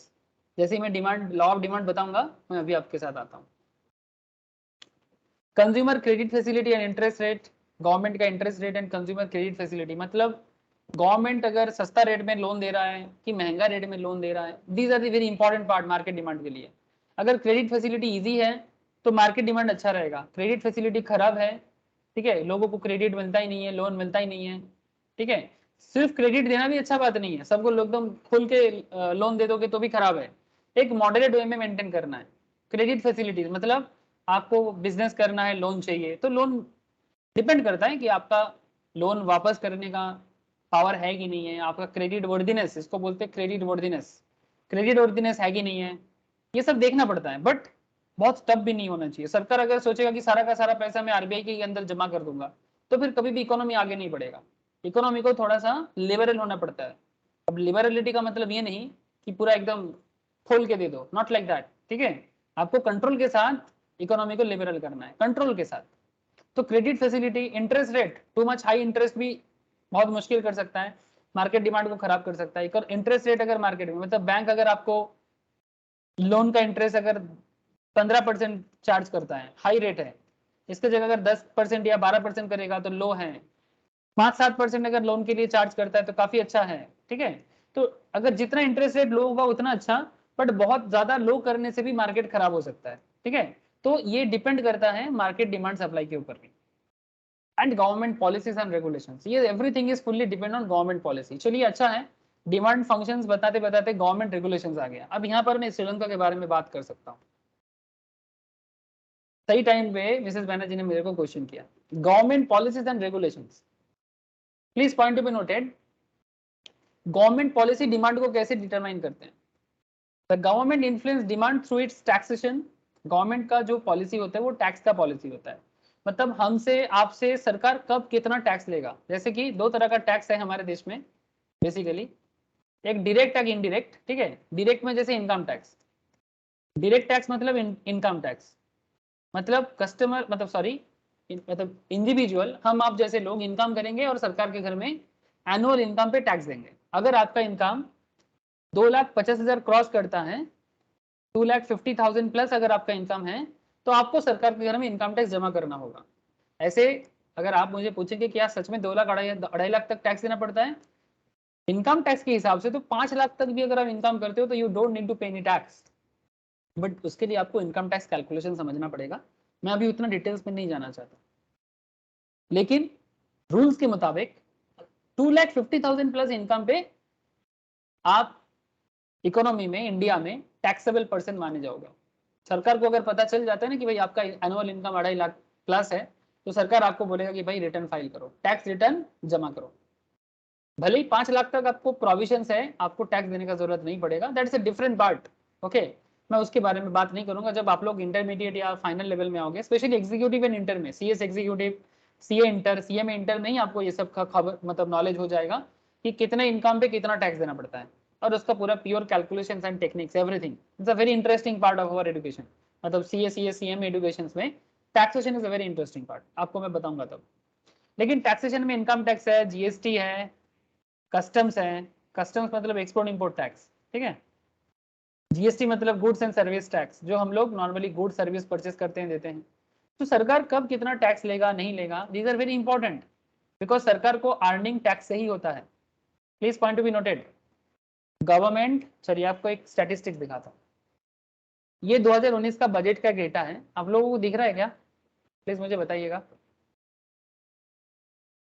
Yes sir. Government money pipeline, चले नहीं समझ नहीं था, देखो ऐसा गवर्नमेंट मनी पाइपलाइन मतलब गवर्नमेंट ऑफ इंडिया को कहां कहां से पैसा मिलता है। जैसे आप अगर आप देखेंगे, सरकार को चलने के लिए बहुत पैसा चाहिए। इतना बड़ा कंट्री है हमारा, इसको डिफेंस को देना, इसको डिफेंस देना, डिफेंस मतलब फॉरेन एनिमी से प्रोटेक्ट करना। हमारे देश के अंदर इंटरनल प्रॉब्लम को देखना, रास्ता बनाना, हॉस्पिटल्स बनाना, स्कूल बनाना, कॉलेज बनाना, गवर्नमेंट सब्सिडी देना, जैसे कि राशन में लोगों को खाना बांट देना, ठीक है, फूड सिक्योरिटी जिसको बोलते हैं, कि देश में हर एक लोगों को खाना खाने को मिले, एवरीथिंग। जिसका घर नहीं है उसको घर का इंतजाम, जैसे कि जिस जो गरीब है उनको घर देते हैं सरकार, प्रधानमंत्री आवास योजना, ठीक है। तो there are lots of work government need to done for the public. Okay, तो इतना सारा काम करने के लिए गवर्नमेंट को बहुत पैसा चाहिए। तो गवर्नमेंट को नॉर्मली ये सब सोर्स से पैसा आता है। जैसे भारत का ये 2019-20 का बजट का डेटा है। कॉर्पोरेट टैक्स मतलब कंपनी से टैक्स मिलता है 6.1 ट्रिलियन का। 1 ट्रिलियन का मतलब होता है 1 लाख करोड़। ओके, अब 1 लाख करोड़ इंडिविजुअल के लिए बहुत है, बट सरकार के लिए बहुत कम। गुड्स एंड सर्विस टैक्स से सरकार को 6.1 ट्रिलियन आता है। इनकम टैक्स से 5.5, एक्साइज ड्यूटी मतलब मैन्युफैक्चरिंग करके टैक्स देना, मार्केट लोन है 4.7, सिक्योरिटी एंड स्मॉल सेविंग्स कुछ है सरकार का 2.4 ट्रिलियन का, अदर नॉन टैक्स मतलब टैक्स छोड़ के कुछ दूसरे टाइप का revenue 1.3, dividend and profits 2 trillion, ठीक है। इस तरह का अलग अलग गवर्नमेंट को इनकम होता है, ठीक है। तो ये टैक्स रेवेन्यू है, नॉन टैक्स रेवेन्यू है, तभी सरकार अपने आप को चला सकते हैं। तो सरकार का इनकम होगा तभी सरकार पब्लिक को मेंटेन कर पाएगा। अगर सरकार का इनकम नहीं होगा, गवर्नमेंट अगर अर्निंग नहीं करेगा, तो गवर्नमेंट पब्लिक को कैसे मेंटेन करेगा? So government influence demand through it's taxation, ठीक है।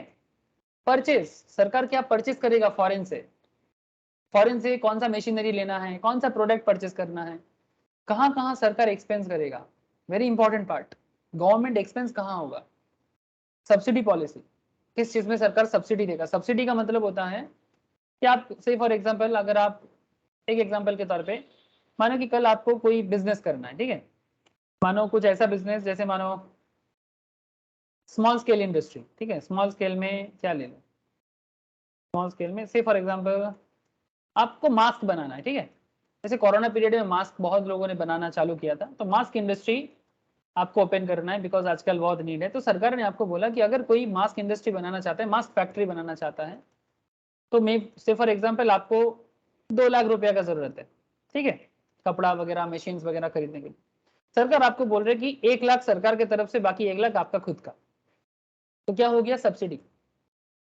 समझ में आ रहा है? ये सरकार आपको देगा, कभी कभी लो इंटरेस्ट में, कभी कभी विदाउट एनी इंटरेस्ट पे। सब्सिडी ऐसा होता है, कभी कभी विदाउट एनी इंटरेस्ट गवर्नमेंट ऐसे ही दे देगा आपको, कभी कभी विथ इंटरेस्ट, हल्का फुल्का 2% 3%। तो these are various kinds of government policy जो गवर्नमेंट पब्लिक को मेंटेन करने के लिए करते हैं। टैक्सेस इंक्रीज प्राइसेस, टैक्स बढ़ाने से चीजों का दाम बढ़ जाएगा, है ना। And decrease the quantity demand, tax बढ़ने से किसी भी चीज का टैक्स बढ़ा दो, दाम बढ़ जाएगा, तो डिमांड क्या होगा, कम हो जाएगा। सब्सिडी देने से सरकार अगर किसी प्रोडक्ट पे सब्सिडी दे दे, ठीक है, जैसे मानो कि अगर आप कॉपी किताब का फैक्ट्री बनाना चाहते हो, कॉपी मतलब जो लिखने वाला कॉपी होता है ना, खाता बंगाली में हम लोग बोलते हैं। सरकार ने आप अगर नॉर्मली में बनाते हो, एक कॉपी का दाम पड़ जाता है 100 रुपीज। सरकार अगर आपको बोलता है कि भाई पर कॉपी में सरकार 50 रुपीज का सब्सिडी देगा, तो मार्केट में कॉपी का दाम हो जाएगा 50 रुपीज, बिकॉज 50 रुपीज सरकार से मिल रहा है ना, तो आप उसको 50 रुपीज में मार्केट में सेल कर सकते हो, काइंड ऑफ दैट। तो सरकार अगर किसी भी चीज में सब्सिडी प्रोवाइड करता है तो ऑटोमेटिकली प्रोडक्ट प्राइस कम होता है, वो भी मार्केट डिमांड को बढ़ाता है। For example taxes on luxurious goods, subsidies for solar panels जानते हो ना, इलेक्ट्रिसिटी जनरेट करता है। Similarly, total ban, restriction and higher taxes may be used by government to restrict the demand for socially undesirable goods. जैसे कुछ साल पहले सरकार ने, जब चाइना के साथ इंडिया का वार चालू हुआ था, पता है ना, अभी भी चल रहा है प्रॉब्लम, बट अभी थोड़ा सा चुपचाप है, शांति है, थोड़ा सा मारपीट चल रहा है। गलवान वैली खबर तो होगा आप लोगों को, इंडिया चाइना प्रॉब्लम। हेलो, अरे बताइए, इंडिया चाइना का जब वार चालू हुआ था, या चालू अभी भी है इस एरिया में, तो चाइना का बहुत सारा चीज हम लोग बैन कर दिए थे, जैसे कि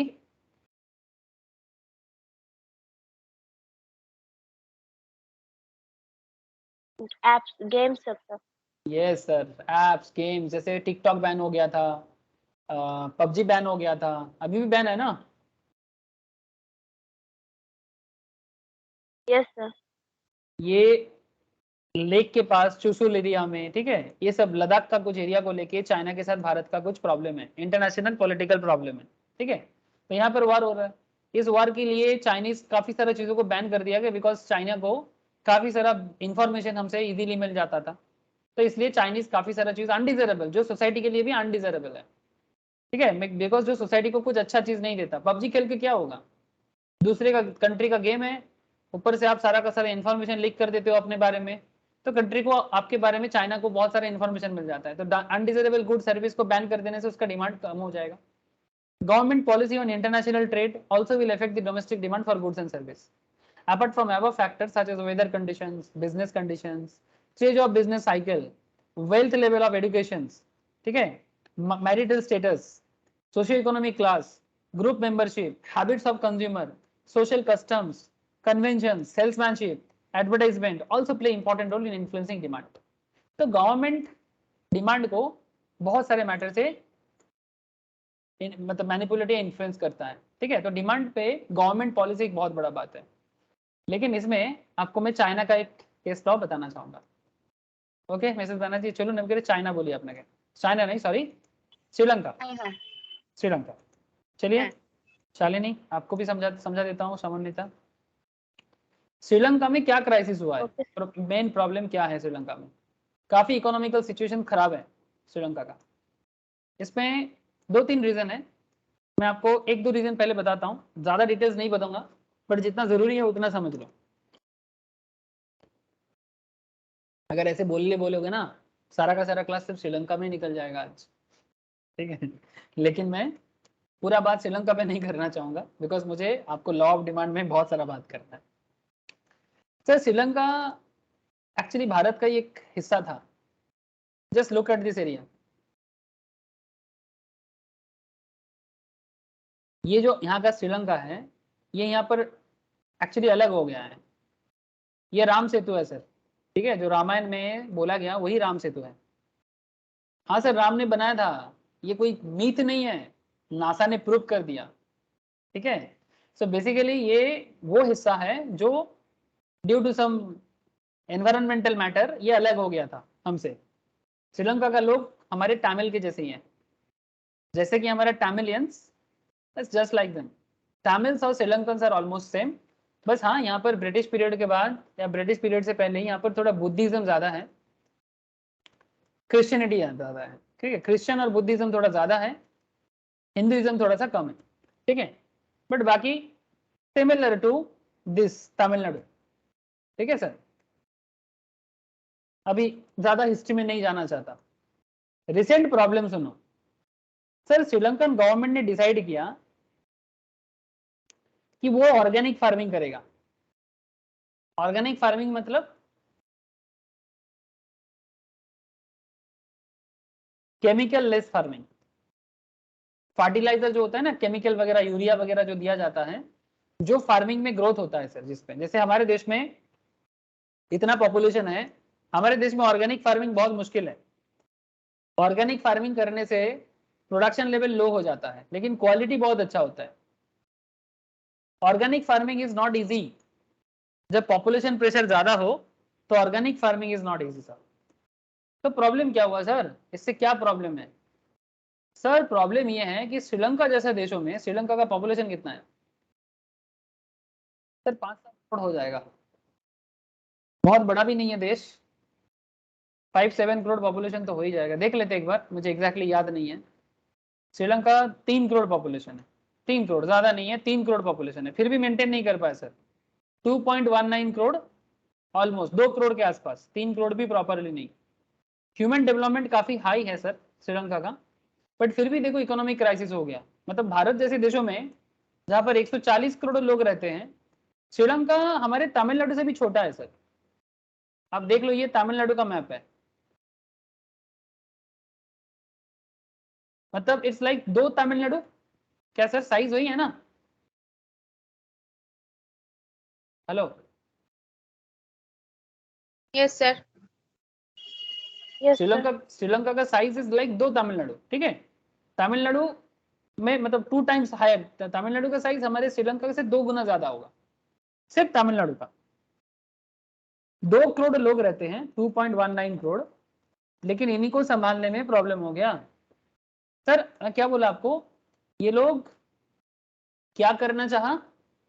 फार्मिंग करना चाहा, वो भी ऑर्गेनिक। सर ऑर्गेनिक फार्मिंग में क्या है? ऑर्गेनिक फार्मिंग में प्रॉब्लम यही है कि ऑर्गेनिक फार्मिंग करने से आपको फर्टिलाइजर बैन करना होगा। तो श्रीलंकन गवर्नमेंट ने फर्टिलाइजर बैन कर दिया, मतलब टोटली यूरिया फर्टिलाइजर कॉन्सेप्ट जो है वो सभी चीजों को बैन कर दिया, और उसमें उसके बदले ऑर्गेनिक चीजों को सामने लाया। और ऑर्गेनिक जो भी प्रोडक्ट है, मैन्योर जो भी है, उसमें सब्सिडी भी नहीं दिया सरकार ने। अब यहाँ का जो फार्मर्स है, इनको महंगा दाम पे ऑर्गेनिक मैन्योर जो होते हैं, जो एग्रीकल्चर में यूज होता है, उसको यूज करना है। लेकिन सर इतना महंगा दाम है कि फार्मर्स उसको नहीं ले पाया। ले रहा था, मतलब थोड़ा बहुत मैनेज हो रहा था, बिकॉज इकोनॉमिक कंडीशंस बेहतर है, ठीक है। आपने देखा अभी ह्यूमन डेवलपमेंट इंडेक्स इसका हायर साइड में है सर। श्रीलंका का ह्यूमन डेवलपमेंट मतलब ओवरऑल जो स्टैंडर्ड ऑफ लिविंग है, वो हायर साइड में है। 7.782 HDI है इसका रैंकिंग, हाई है, इंडिया का मीडियम है। इंडिया काफी बड़ा देश है ना, इसका हाई HDI हाई है। फिर भी मुश्किल ये हो गया कोरोना। ऑर्गेनिक फार्मिंग के लिए जो दाम है ना सर, ऑर्गेनिक मैन्योर का जो दाम होता है वो काफी महंगा होता है, और टोटल फार्मिंग सिस्टम को वो थोड़ा लग्जरी की तरह सोच लिया था। जैसे हमारे यहाँ पर सिर्फ rich people organic product purchase कर पाता है। आप देखना ऑनलाइन में कोई भी चीज ऑर्गेनिक ऑर्डर करना, दाम ज्यादा होता है, आप देखे कभी? चलो मैं आपको यस बता, सर। है ना, क्या चाहते हैं बोलो? ऑर्गेनिक, ऑर्गेनिक आटा कहाँ देखना चाहिए, कहाँ देखना चाहिए? बिग बास्केट में चलो। जैसे देखो, ये एक 5 kg आटा का पैकेट है, 24 मंत्रा। सर ऑर्गेनिक आटा का नाम देके कितना दाम बता रहा है? 310 टका पर केजी का दाम बता रहा है इसका। लेकिन अगर आप कोई नॉन ऑर्गेनिक, मतलब जो थोड़ा सा केमिकलाइज्ड भी होता है, ऐसे आटा अगर मार्केट से आप परचेस करने चाहो तो क्या दाम पड़ेगा? जैसे गणेश आटा ले लेते हैं,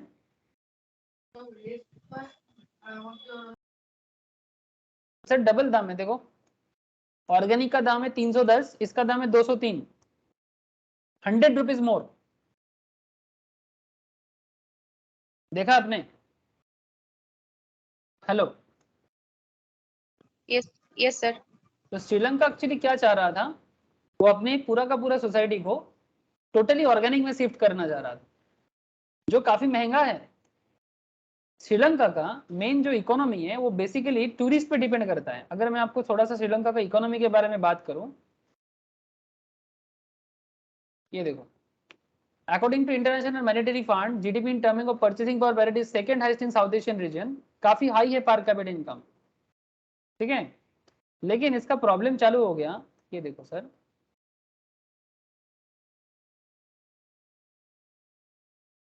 प्रॉब्लम चालू हो गया कि वो टोटली बायो फार्मिंग में शिफ्ट होना चाहा, टोटली। ये देखो, ट्रांजिशन टू बायोलॉजिकल एग्रीकल्चर। ये देखिए, इन जून 2021 organic farming program and imposed a countrywide ban on inorganic fertilizer and pesticides. The program was welcomed by its advisor Vandana Shiva, but ignored critical voice from scientific and farming community who warned about possible collapse of farming. एक क्या है ना, जहां पर farming में एक agriculture related matter है। अगर आप किसी जमीन में बहुत दिनों से फर्टिलाइजर यूज कर रहे हो ना, तो फर्टिलाइजर जमीन पे अचानक से अगर आप बायो फार्मिंग करना चाहोगे ना, तो इतना इजीली उसको अडेप्ट नहीं होता, थोड़ा समय लगता है, होगा, समय लगेगा। लेकिन बायो फार्मिंग में शिफ्ट होने के लिए जो financial crisis due to devaluation of national currency devalued हो गया बिकॉज इंटरनेशनल मार्केट गिर गया था, मतलब इनका जो फॉरेन एक्सपोर्ट वगैरह है ना, ये कम हो गया था। स्पेशली टी इंडस्ट्री इसका खराब हो गया था। श्रीलंका टी बहुत एक्सपोर्ट करता है, लेकिन टी एक्सपोर्ट कम हो गया था। तो टी एक्सपोर्ट कम हो जाएगा तो क्या होगा, नेशनल करेंसी डिवैल्यू हो जाएगा। मतलब एक्सपोर्ट इंपोर्ट में जो फॉरेन एक्सचेंज कमाते हैं ना, डॉलर कमाते हैं ना, सिंपल सोचो, डॉलर का इनकम कम हो गया, तो डॉलर का इनकम अगर कम हो जाएगा, एक्सपोर्ट कम हो जाएगा, तो फिर इसका इनकम कम हो जाएगा, तो नेशनल करेंसी डिवैल्यू हो जाएगा। Situation in the tea industry was described as critical, with farming under organic program being described as 10x more expensive, 10 गुना ज्यादा महंगा है, and producing half of the yield by farmers, 10 गुना ज्यादा महंगा और production उससे आधा, हालत बहुत खराब हो जाएगा। In September 2021, the government announced economic emergency. Last year सितंबर 2021 में गवर्नमेंट अनाउंस कर दिया था economic emergency, as the situation was further aggravated by falling national currency exchange rate. दिन बे दिन इन्फ्लेशन बढ़ता जा रहा था, इन्फ्लेशन मतलब महंगाई और मूल्य वृद्धि, as a result of high food price. आपको समझ में आ गया क्या फूड प्राइस क्यों बढ़ गया? ऑर्गेनिक फार्मिंग के लिए जो खर्चा है वो 10 गुना ज्यादा है और प्रोडक्शन जो है वो आधा है, आधा। पहले अगर एक टन प्रोडक्शन होता था तो अभी हाफ टन प्रोडक्शन होता है। पहले अगर एक जमीन पे 10 किलो अनाज होता था तो अभी 5 किलो अनाज होता है। लेकिन concept is like that, 10 kilo अनाज बनाने में, 10 केजी अनाज उगाने में अगर पहले 1000 रुपीज खर्चा होता था, अभी 5 केजी अनाज उगाने में 10,000 खर्चा होता है। समझ में आ रहा है? हेलो। Yes sir. तो ये इसका सबसे बड़ा प्रॉब्लम हुआ, मतलब टोटल पॉलिसी फेलियर गवर्नमेंट का, तो एकदम बोका बोका काम हो गया। As the situation was further aggravated by falling national exchange, food prices high हो गया, पैंडेमिक रेस्ट्रिक्शन इन टूरिज्म, श्रीलंका का दूसरा सबसे बड़ा इनकम का सोर्स। श्रीलंकन टूरिज्म इज बहुत ही हाईफाई टूरिज्म है इसका। छोटा सा देश है, आइलैंड कंट्री है और काफी सारा कुछ देखने के लिए है, और इंटरनेशनल टूरिस्ट बहुत पसंद करते हैं बिकॉज काफी पीस लविंग कंट्री है, ठीक है। कुछ प्रॉब्लम है यहाँ पर भी, आप लोग जानते हैं पुराना कुछ प्रॉब्लम है, मैं पुराना प्रॉब्लम में नहीं जाना चाहता अभी। सिविल वॉर का प्रॉब्लम श्रीलंका में बहुत है, ठीक है, डिफरेंट ग्रुप के बीच में सिविल वॉर का कुछ सिचुएशंस है, बट अदरवाइज श्रीलंका ऐसे पीस लविंग है। बुद्धिज्म का फॉलोअर है ज्यादातर लोग, और बुद्धिज्म के फॉलोअर थोड़ा सा पीस लविंग होते हैं, और साथ में देखने के लिए बहुत कुछ है, नेचुरली काफी ब्यूटीफुल है श्रीलंका, सीरियसली ब्यूटीफुल है। तो टूरिज्म पैंडेमिक में कैसे चलेगा? लगातार 2 साल टूरिस्ट खत्म, अगेन डॉलर आना बंद। आप देखे होंगे हमारे यहाँ पर कोलकाता में, अगर आप कोलकाता क्यों, आप कोई भी शहर में से, आप पटना में, ठीक है, आप बिहार में, उड़ीसा में, जहां पर भी जाओ, आप देखिएगा फॉरेनर्स के लिए थोड़ा टिकट का प्राइस हर चीज में क्या होता है, डबल से भी ज्यादा होता है। अगर हमारे लिए किसी जगह में 10 टका का टिकट है, आप देखिएगा फॉरेनर के लिए वहां पर 500 रुपीज का टिकट है। देखेंगे कभी? Yes sir. है ना? Yes. Sri Lanka also maintain this kind of policy because foreigner के लिए 500 is not a big issue. ठीक है, हमें खराब लगता होगा, देखो मेरे से 10 टका लेता है, फॉरेनर से 500। सर फॉरेनर के लिए 500 is just like 10 rupees for us. हमारे लिए 10 का जैसा मायने है फॉरेनर के लिए, specially foreigner in the sense Bangladeshi बाबा नहीं थे बाबा बांग्लादेशी वाला फॉरेन नहीं, foreigner in the sense US, Denmark, European nations, USA, ठीक है, ऐसे कंट्री के बारे में बात कर रहे हैं जहां का इकोनॉमी काफी स्ट्रांग है। सो प्रॉब्लम क्या हुआ, टूरिज्म भी खत्म, 2 साल में इनकम ने आना बंद हो गया, कंट्री का इनकम कम हो गया। जैसे परिवार का इनकम कम होने से क्या होता है, वैसा ही Sri Lanka wants to transition 100% biological agriculture. The trade in chemical fertilizer and pesticide has been banned. The government cancelled some of these measures, but importing urea remains banned. Urea import करना भी बैन कर दिया। यूरिया जो fertiliser की तरह use होता है, obviously not good for health, but sir पहले खाना खा के लोगों को जिंदा रखना है, जो श्रीलंका के लिए भारी पड़ गया। November 2021, Sri Lanka abandoned its plan to become the world's first organic farming nation following rising food prices. सितंबर में डिसीजन लिया था, नवंबर में डिसीजन चेंज हो गया। प्लान किया कि वो दुनिया का, एक्चुअली वो कुछ ज्यादा ही सोच लिया था, समझ रहे हैं ना, world first organic farming nation बनना चाह रहा था, समझ रहे हैं, लेकिन सर ये कुछ जरूरत से ज्यादा सोच हो गया। And weeks of protest against the plan. As of December 2021, damage to agricultural production was already done, with prices have risen substantially for vegetables in Sri Lanka and time needed to recover for crisis. The ban on fertilizer has been lifted on certain crops, ban हटाया गया, but the price of urea has risen internationally due to price for oil and gas. दुनिया भर में urea का भी दाम बढ़ गया है और ऑयल और गैस का दाम भी आजकल क्या है, इंडिया में भी आप देख रहे हो। ये प्रॉब्लम सिर्फ इंडिया का है नहीं, ये पूरा दुनिया का प्रॉब्लम है, ऊपर से भी वार भी चल रहा है। जीविका वारिया, a senior lecturer of University of Peradeniya, Sri Lanka में, predicted that the ban would reduce the paddy harvest in 2022 by an unprecedented 50%. Sri Lanka में जो पैडी मतलब धान चावल जो होता है सर, श्रीलंका में भी लोग राइस खाते हैं, जैसे कि हमारे साउथ इंडिया में भी राइस का बहुत कल्चर है, श्रीलंकन भी बहुत राइस कल्चर पसंद करते हैं। पैडी हार्वेस्ट जो one of the main ingredients of खाना है, 50% कम हो जाएगा 2022 में। Food crisis, it's a very dangerous crisis sir. आप कितना बड़ा देश बना लो, कितना सुंदर देश बना लो, समझो सर बात को, ये सुप्रीम कोर्ट है श्रीलंका का, काफी डेवलप नेशन है सर, देखने में सच में आपको बहुत अट्रैक्ट करेगा। Colombo is a very beautiful city, very very beautiful city sir. ये एक बहुत ही अच्छा एक रॉक है जो बहुत लोग विजिट करते हैं श्रीलंका में, बहुत ही ब्यूटीफुल। ये रावण के टाइम का है मोस्ट प्रोबेबली, नहीं उससे भी पहले का हो सकता है, आई डोंट नो, ठीक है। ये बुद्धिज्म बहुत फॉलो हुआ है, रावण तो और पुराना बात कर दिया मैंने। ये सब गौतम बुद्धिस्ट टाइम पे श्रीलंका में बहुत ज्यादा, गौतम बुद्धा श्रीलंका में बहुत फेमस है सर, वहाँ का ज्यादातर लोग बुद्धिस्ट है।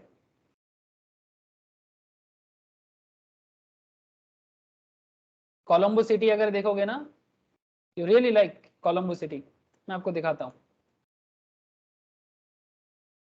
से ही पता चल जाएगा कि कितना ब्यूटीफुल है कोलंबो। मैं कल आज ही सुबह किसी क्लास में बात कर रहा था, लुक एट सर, ऐसा नाइट का व्यू देता है Colombo, it's really beautiful, very well maintained. ये देखिए बहुत ही वेल मेंटेन्ड सिटी है, देखने में मन करेगा भाई जाए थोड़ा विजिट करें, इसीलिए इंटरनेशनल फॉलोअर्स भी बहुत है कोलंबो का। लेकिन प्रॉब्लम क्या है ना, मतलब कुछ ज्यादा ही सोच लिया था, जरूरत से ज्यादा, जरूरत से ज्यादा सोच लिया था, मतलब ऊपर से कोरोना, जिसको बोलते हैं ना जले पे नमक चढ़ाना, ऐसा हो गया।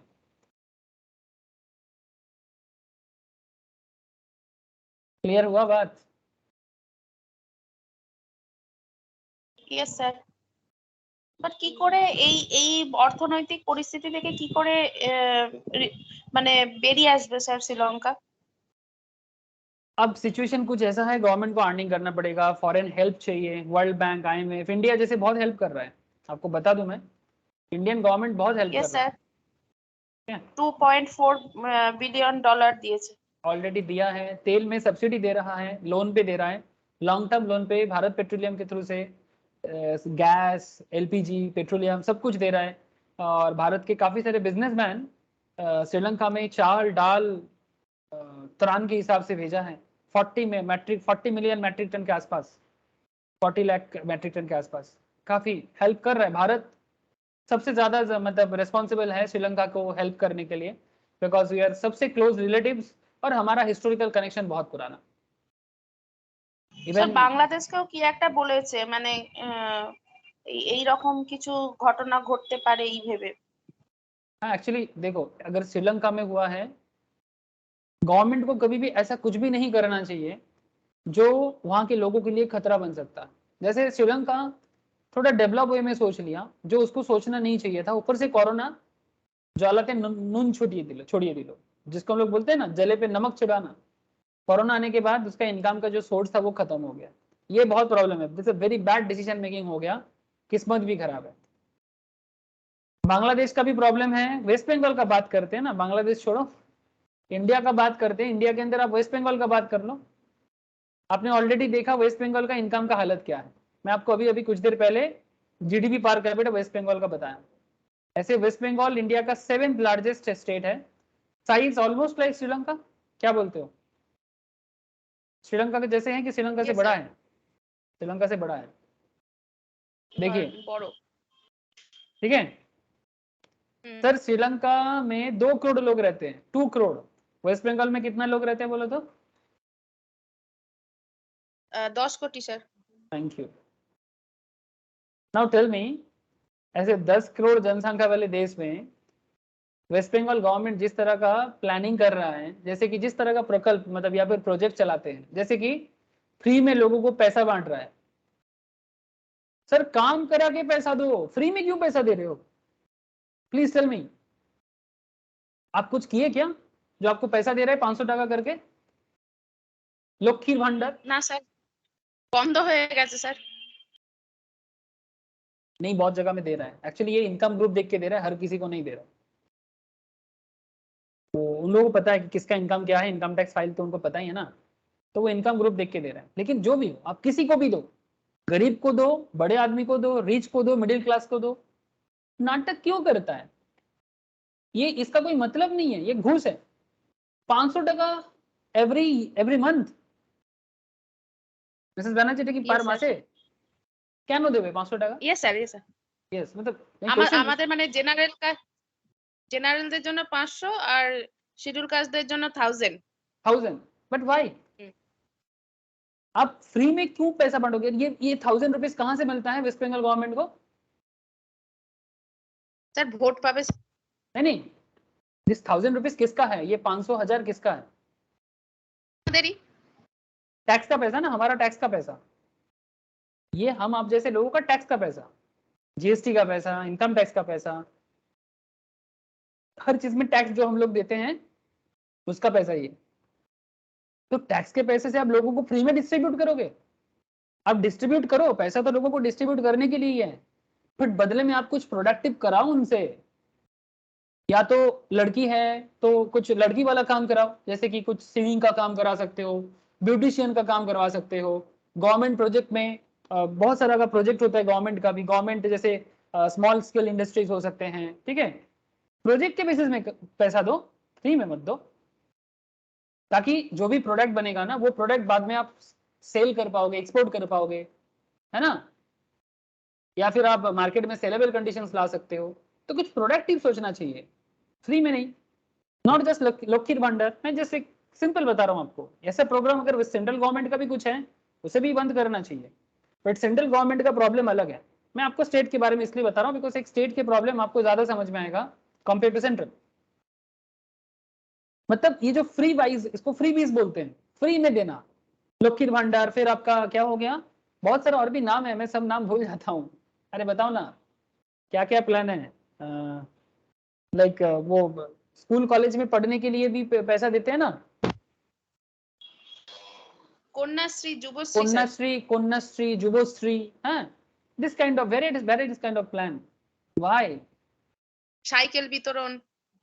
मतलब कोई अच्छा पढ़ाई कर रहा है, अब उनको स्कॉलरशिप दो, स्कूल आप उनके घर के आसपास में स्कूल बनाओ, अच्छा टीचर रिक्रूट करो, गिव अ गुड टीचर। ऐसे टीचर नहीं जो स्कूल में जाके पढ़ाते तक नहीं है। मुझे पता है, I am from village area, I know what is the rural conditions of school and college, मुझे बहुत अच्छे से पता है। मैं एकदम हार्डकोर रूरल एरिया से बिलोंग करता हूँ, वहां स्कूल कॉलेज में पढ़ाई नहीं होता है, कॉलेज में तो हरगिज नहीं होता, स्कूल में फिर भी आज भी कोई ऑनेस्ट टीचर है, एक आध। अगर एक स्कूल में 40 टीचर है ना, 40 में से हो सकता है 5 टीचर आपको ऑनेस्ट मिल जाए। 35 टीचर्स तो आता है तिरंगा तिरंगा खाता है, टीचर स्कूल में तिरंगा खाता है, ऐसा टीचर को रिक्रूट कैसे होता है? टीचर का रिक्रूटमेंट भी डुप्लीकेसी। अगर आपको स्टूडेंट का कंडीशन अच्छा करना है तो आपको टीचर रिक्रूट करना है, सिर्फ साइकिल बांटने से नहीं होगा। और साइकिल क्यों बांटोगे आप? साइकिल दुकान नहीं है क्या गांव में? साइकिल बांट के साइकिल दुकान का बिजनेस खराब कर दिया, साइकिल रिपेयरिंग स्टोर का दिमाग खराब कर दिया। Point is that this kind of subsidised, हर चीज में आप ऐसे फ्री वाइज नहीं कर सकते। मतलब आप बदले में कुछ रिटर्न जनरेट करने का कोशिश करो। इस तरह से आप क्या कर रहे हो, सरकार का पैसे को प्रोडक्टिव वे में आप यूज नहीं कर रहे हो। फॉरेन कंट्री क्या समझते जानते, जैसे कि वेस्ट बंगाल का कुछ इस तरह का प्रोजेक्ट को कुछ फॉरेन कंट्रीज यूनाइटेड नेशंस के थ्रू से अवार्ड दिया, उसका बड़ा बड़ा एडवर्टाइजमेंट भी वेस्ट बंगाल गवर्नमेंट कर रहा है। I am not against any government, मैं तो आपको इकोनॉमिक समझाना चाहता। मुझे ममता दीदी से भी प्रॉब्लम नहीं है, मुझे मोदी से भी प्रॉब्लम नहीं, मेरा प्रॉब्लम मेरे देश के इकोनॉमिक कंडीशन है। प्लीज मेरे को ऐसे बीजेपी टीएमसी इस तरह का मत सोचिए। कहने का मतलब यह है कि गवर्नमेंट को सब्सिडी देना है। हॉस्पिटल आज तक ठीक से नहीं बनाया है गांव गांव में, प्रॉपर वे में, हर गांव में एक प्रॉपर हॉस्पिटल नहीं है। कम से कम जहां पर प्रेग्नेंट औरत जब बच्चा को डिलीवरी देता है उसके लिए भी प्रॉपर सिस्टम नहीं है, इतना बेसिक फैसिलिटीज तक नहीं है आज भी। सो अगर आपको खर्चा करना ही है तो सही जगह पे कीजिए ना, जो आपको सोशल इंफ्रास्ट्रक्चर पे करना चाहिए, ना कि लोगों को सिर्फ वोट बैंक के लिए 500 टका 1000 टका, हाँ, फ्री में साइकिल बांटना कोई मतलब नहीं है। फ्री में चावल देना भी नहीं चाहिए, सिर्फ उनको दो जो ट्राइबल्स है, जो पिछड़ा हुआ है, ना कि सबको। कोरोना पीरियड का बात अलग है, मतलब whatever so called policy is there, ठीक है, या फिर जैसे कि ये स्वास्थ्य साथी कार्ड, इसमें भी तो थोड़ा प्रॉब्लम है। आप देखिएगा स्वास्थ्य साथी कार्ड में भी बहुत प्रॉब्लम है। मतलब इस तरह से आप हॉस्पिटल्स को गलत काम करने के लिए बोल रहे हो, किसी को बोल रहे हो लूटो उनसे, बट मेरा काम इस कार्ड के थ्रू से करवा दो। बेसिकली एक इकोनॉमिक मिसमैनेजमेंट चल रहा है। इस तरह से ना तो स्टेट चल सकता है और ना ही सेंट्रल गवर्नमेंट।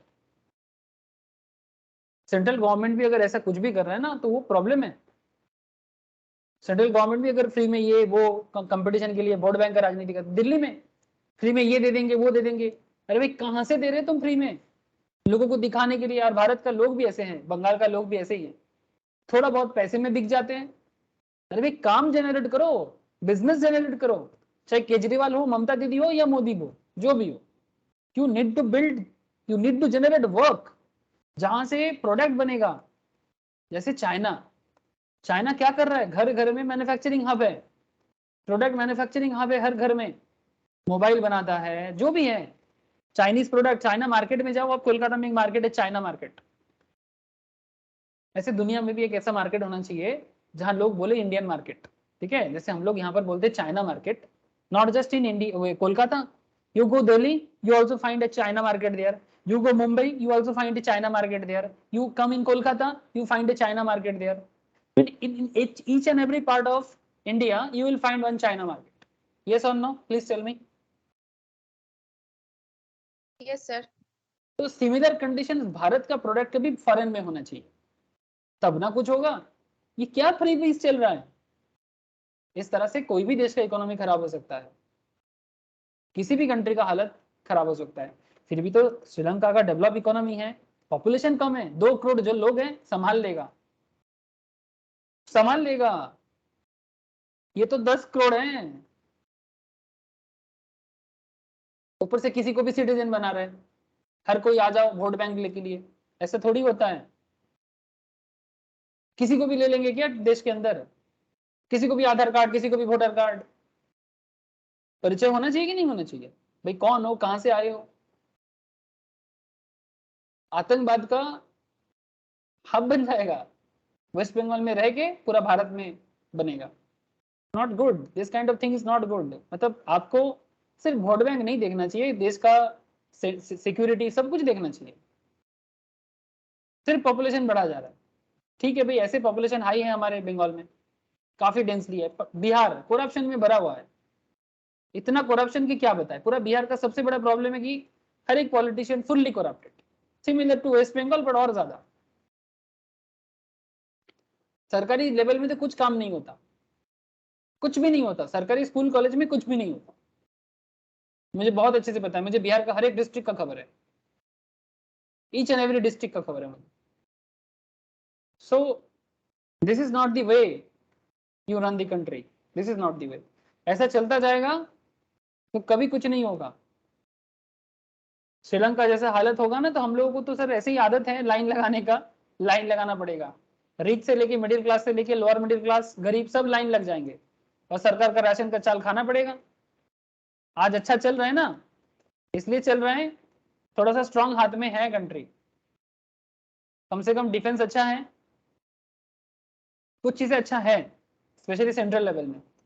अगर वो भी खराब हो जाए ना तो मुश्किल हो जाएगा।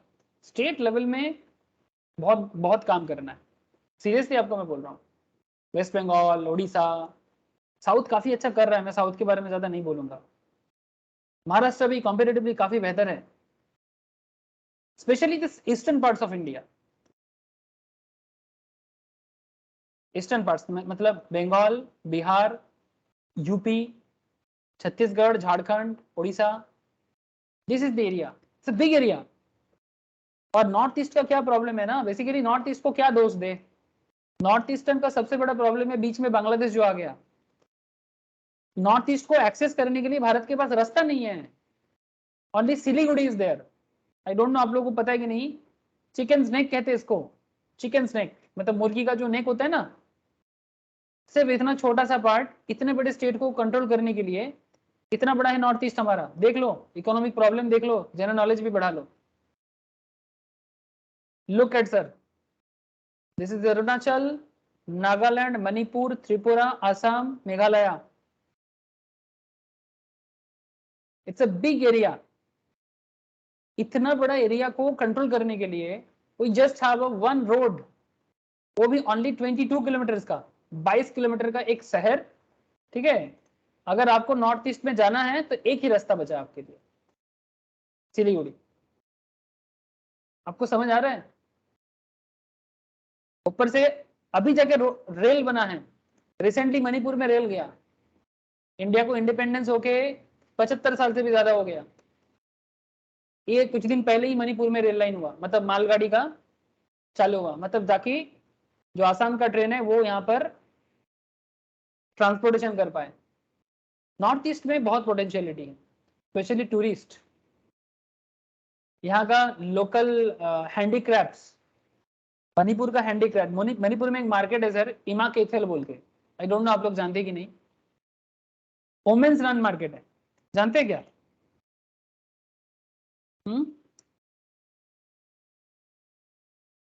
इमा केथल, इसका मतलब है वोमेन्स रन मार्केट, जो एशिया का लार्जेस्ट वोमेन मार्केट है। आई डोंट नो आपको पता है कि नहीं, ईमा मार्केट के नाम से प्रसिद्ध है। Just look at here, Asia's largest women market, सिर्फ लड़की लोग चलाते हैं, औरत, no gents are there. Total market का पूरा पावर मणिपुर में इमा कैथल, मतलब टोटली एकदम वुमेन्स रन मार्केट है। वेरी इंटरेस्टिंग, कितना टूरिस्ट हो सकता है, can you imagine. Look at the handicraft, ऐसे हैंडीक्राफ्ट तो पूरा भारत में नहीं है। मणिपुर का हैंडीक्राफ्ट का जितना कम नाम करे उतना कम। Look at the different kind of products, सब एकदम हैंडमेड प्रोडक्ट्स है, देख रहे हैं आप लोग? Yes sir. It's a huge thing. North east का क्या पोटेंशियलिटी है, बट नॉर्थ ईस्ट के बारे में लोगों को पता है क्या? प्लीज टेल मी, कितने लोगों को नॉर्थ ईस्ट के बारे में पता है? आज जाके नॉर्थ ईस्ट में रोड बना, रेल लाइन बना, आज जाके 2020 में आके। सर ये इनको सही करना है, नॉर्थ ईस्ट सही हो जाएगा, ईस्टर्न पार्ट्स ऑफ इंडिया सही हो जाएगा, भारत का इकोनॉमी बन जाएगा। लेकिन फालतू का पॉलिटिक्स बंद करने बोलिए, और पब्लिक को भी समझना चाहिए। पब्लिक भी बोले भाई नहीं चाहिए हमें 500, हाँ आप मेरे को रोजगार दो, बदले में 500 क्यों, 5000 दो, रोजगार दो, 5000 दो, 500 नहीं चाहिए। फ्री बीज बंद होना चाहिए, रोजगार दो, कुछ प्रोडक्टिव, कुछ भी। मैं आपको बता दूं वेस्ट बंगाल में कितना सारा चीज होता है। चलो मैं आपको, जैसे मणिपुर बताया, मैं आपको बंगाल के बारे में बताता। मतलब क्या बता, मतलब आप मुझे बोलने बोलोगे ना, मतलब इतना सारा प्रैक्टिकल बात है, मैं बोलते बोलते थक जाऊंगा। रानी हट्टी बोल के हावड़ा में एक जगह है, जानते हैं क्या? हाईवे के ऊपर ही आता है। जरी, आप जरी जरी समझते हैं, कपड़ा में जो जरी का काम होता है ना। Yes sir. वेस्ट बंगाल में नॉट फ्रॉम टुडे, सफरी फ्रॉम द प्रिमिटिव टाइम से ये जरी का काम बहुत फेमसली होता है। और रानीहाटी हावड़ा का एक बहुत ही बड़ा एरिया इस काम को करने के लिए, जैसे कि कपड़ा के अंदर जो स्टिच का काम हुआ है ना, ये सब काम के लिए बंगाली जो कल्चर है, बहुत पुराना कल्चर है बंगाल का, specially Howrah, Hooghly district very famous for this kind of काम। इवन गुजरात से प्रोडक्ट आता है, बंगाल में उसमें डिजाइन बनता है और फिर से गुजरात चले जाते हैं। इसको और ब्यूटीफुल किया जा सकता है, बट ये सब पोटेंशियलिटी पे कोई प्रॉपरली काम ही नहीं करता है। थोड़ा बहुत है, मतलब जिस हिसाब से इसका कॉन्सियसनेस बढ़ाना चाहिए, ये सब नहीं हो रहा है।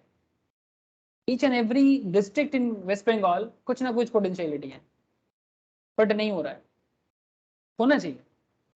लेकिन ना तो सरकार इसके बारे में लोगों को बताते, सिर्फ सरकार एक ही चीज करता है वेस्ट बंगाल में, मैं देखता हूँ। अगर मैं ऐसे बोलूँ तो आप बोलेंगे ना, पूछेंगे ना कुछ भी, तो ऐसे बोलते हैं सब করে দিয়েছি, সব করে দিয়েছি, আমাদের কোনোই অসুবিধা নেই। ওয়েস্ট বেঙ্গল যা পেয়েছে অনেক পেয়ে গেছে, बहुत मिल गया, সব করে দিয়েছে, কোনো কিছু বাদ নেই আমাদের জন্য। তবু আমরা ন্যাশনাল এভারেজ থেকেও কম ইনকামে আছি। मैंने आपको दिखाया, आप लोग एजुकेटेड हैं, आप लोग सुन रहे हैं, सीए सीएमए के साथ साथ आप जोड़ रहे हैं, तो आई होप यू अंडरस्टैंड कि हम लोगों को सब थोड़ी ना मिला है। Still we are backward economy. अगर सब कुछ मिल गया तो फिर बैकवर्ड क्यों है? क्यों इतना सारा स्टेट हमसे आगे हैं? और एक टाइम था जब गोपाल कृष्ण गोखले जैसे फिलोसोफर पॉलिटिशियंस बोलते थे कि what Bengal thinks today India thinks tomorrow. But आज कैसा हो गया? आज ऐसा हो गया what India thinks today Bengal thinks tomorrow. Bharat जो आज सोचता है बंगाल उसके बाद सोचते हैं, बट पहले ऐसा होता नहीं था। पहले ऐसा था कि what Bengal thinks today India thinks tomorrow. Bengal आज जो सोचता है, इंडिया वो बाद में सोच पाता है। ऐसा था बंगाल। हम लोग बात बात में रविन्द्रनाथ टैगोर, नेताजी सुभाष चंद्र बोस, ऋषि अरविंद, रामकृष्ण, विवेकानंद नाम तो लेते हैं, बट इनके जैसा ना तो सोचने का और ना ही कुछ करने का इच्छा बंगाली में है आज के date. Seriously that kind of education totally finish.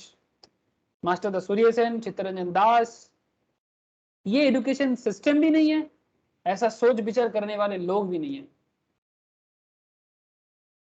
जो सच में बंगाल को फिर से वो पहले जैसा बंगाल बनाए। मतलब सीरियसली वो दिन बहुत दूर है ऐसा लगता है मुझे। मतलब दूर है क्या, कभी मिलेगा कि नहीं, इसको लेके भी डाउट है। जिस मतलब जैसा बंगाल का लोगों का मानसिकता हो गया है। मैं पॉलिटिशियन को दोष नहीं करता, I don't have any problem with politician, मुझे प्रॉब्लम लगता है लोगों से। मतलब मैं खुद लोग हूँ इसका, मैं खुद जिम्मेदार हूँ। और the whole Bengal population they must think. Bihar के लोगों के लिए बिहार को सोचना चाहिए, बिहार के लोग बिहार के बारे में सोचेंगे, नीतीश कुमार नहीं सोचेगा। ओडिशा का लोग ओडिशा के बारे में सोचेंगे, पटनायक जी नहीं सोचेंगे। पटनायक जी को जो करना है वो बस एक रिफ्लेक्शन है कि पब्लिक क्या चाहते हैं। पब्लिक 500 में खुश, 500 में खुश, और लड़का लोगों को तो बस कुछ नहीं, वोट से पहले थोड़ा सा चकना और कुछ दे दो पीने के लिए, बस वो वोट दे देगा। अब ऐसे अगर पॉलिटिक्स चल रहा है तो फिर बस पैसा का मिसयूज होते होते खत्म। आप बताइए ना, आज के डेट में कोई सरकारी स्कूल में बच्चा को पढ़ाना चाहता है?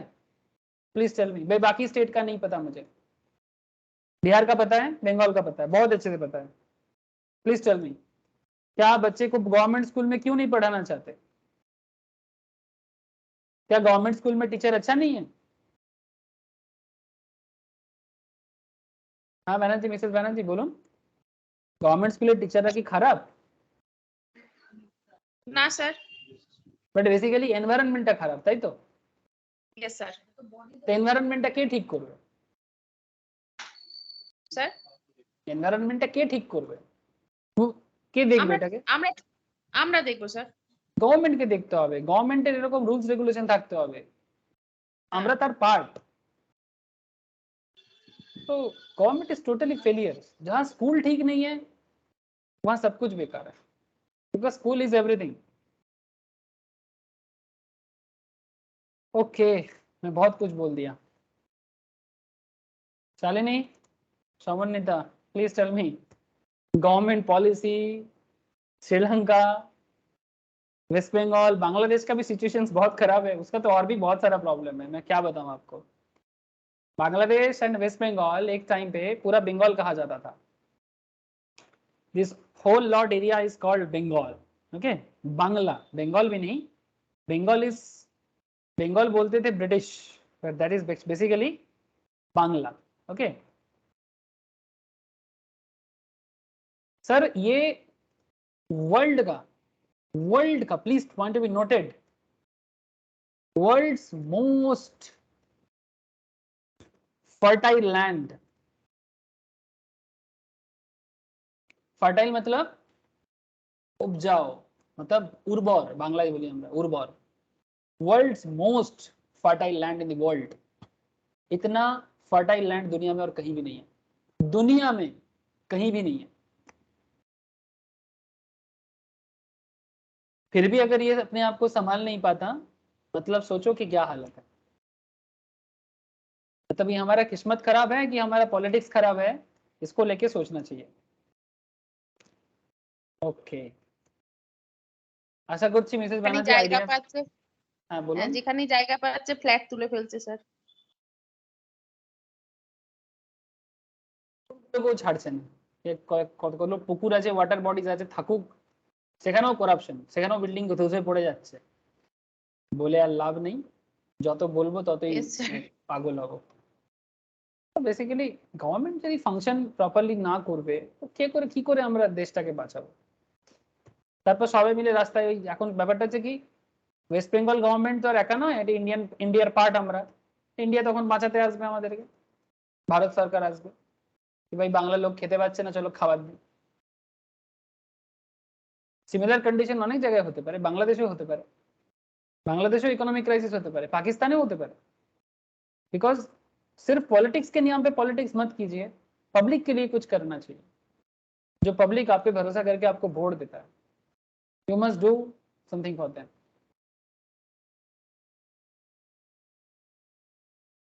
So government policies is very important part for economic decision. So what is demand function? As we know, a function is a symbolic statement of relationship between the dependent and the independent variables. Demand function states an equation from relationship between demand for a product and its determinants. Any other factor that are not explicitly listed in the demand function are assumed to be irrelevant and held constant.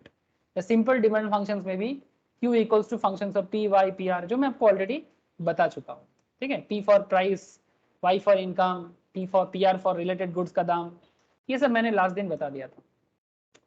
Okay, चलिए मैं आपको थोड़ा सा law of demand के बारे में बताता हूँ और एक डिमांड ग्राफ का इमेज बनाता हूँ। चलिए ये बोल के आज का क्लास कंप्लीट करेंगे, लेकिन पहले लॉ ऑफ डिमांड बता दीजिए। Most of us have an implicit understanding of law of demand. Implicit मतलब क्लियर कट आइडिया नहीं है, ठीक है? The law of demand is one of the most important laws in economic theory. Economic में सबसे important theory है economic, मतलब demand का concept most important. The law states that the nature of relationship between the quantity demand for a product, कोई भी product का demand and उसका price, मतलब demand and product price. It's a very important part. Demand कैसा है और उसका दाम क्या है। Professor Alfred Marshall, a very famous economist, defined the law thus: the greater the amount to be sold, the smaller must be the price। मतलब simple Hindi में बोले तो जो ज्यादा बिकता है उसका दाम कम होता है। Hello, please point to be noted. The greater the amount to be sold, the smaller must be the price at which it is offered, in order that it may be find purchaser, or in other words, the amount demanded increases with a fall in price। Purchaser के लिए क्या हो जाता है? In the words, the amount demanded increases, demand बढ़ जाता है जब दाम कम होता है, and diminishes जब दाम, प्राइस तब कम होता है जब दाम बढ़ जाता है, सॉरी डिमांड तब कम हो जाता है जब दाम बढ़ जाता है। मतलब क्या हुआ? इन सिंपल मैं आपको लॉ ऑफ डिमांड का डेफिनेशन कभी बोला नहीं, आगे आगे मैं आपको डेफिनेशंस भी बताऊंगा। Definition is very simple. while other thing remaining constant, if a product price increases, its quantity demand decreases। যদি কোনো দ্রব্যের দাম বাড়ে তার ডিমান্ড কমে, যদি কোনো দ্রব্যের দাম কমে তাহলে তার ডিমান্ড বাড়ে, एंड वाइस वर्सा। मैं फिर से हिंदी में बोलता हूँ, other thing remaining constant. Now point is that आपके दिमाग में चल रहा है कि why, what is other things. जैसे कि मैं आपको बोला क्यू मतलब क्या है? डिमांड। क्यू मतलब quantity demand. Now what is quantity demand? Functions of P, P R, Y, T, E and O, जो मैं आपको तब से बोले जा रहा हूँ। तो डिमांड तुम किस पे डिपेंड करते हो? तो डिमांड बोलते हैं मैं इस सब चीज पे डिपेंड करता हूँ, डिटर्मिनेशन है। Now when price of a product increases, if price increases of any product, then demand decreases. Price increase मतलब demand decrease, and vice versa, मतलब जब प्राइस डिक्रीज तो डिमांड इंक्रीज। और अदर थिंग रिमेनिंग कांस्टेंट मतलब जब आप price को लेके बात करते हो ना, तो बाकी जो भी मैटर है, जैसे बाकी दूसरे रिलेटेड प्रोडक्ट का दाम, आपका इनकम, आपका टेस्ट, आपका फ्यूचर एक्सपेक्टेशन, आपका अदर फैक्टर्स का मैटर, बाकी सभी चीजों को कांस्टेंट रखिए और सिर्फ प्राइस के बेसिस पे जब आप डिमांड को डिटरमाइन करते हो, that is the law of demand. Hello, please tell me, समझ में आया कि नहीं? Yes sir. Okay, yes sir. Okay ना सर? तो बस यही है। तो अल्फ्रेड मार्शल ने बहुत अच्छा बोला, the greater the amount to be sold, मतलब जिसका मार्केट में बिक्री ज्यादा है, the smaller must be the price, उसका दाम कम ही होगा। जैसे कि नॉर्मल डेली नेसेसिटी प्रोडक्ट ज्यादा बिकता है तो सस्ता है ना? जैसे चावल, दाल, नॉर्मली नेसेसिटी प्रोडक्ट ज्यादा बिकता है तो दाम कम है, आलू, प्याज, जो भी। at which is offered in order that it may be find purchaser, जो परचेस करेगा।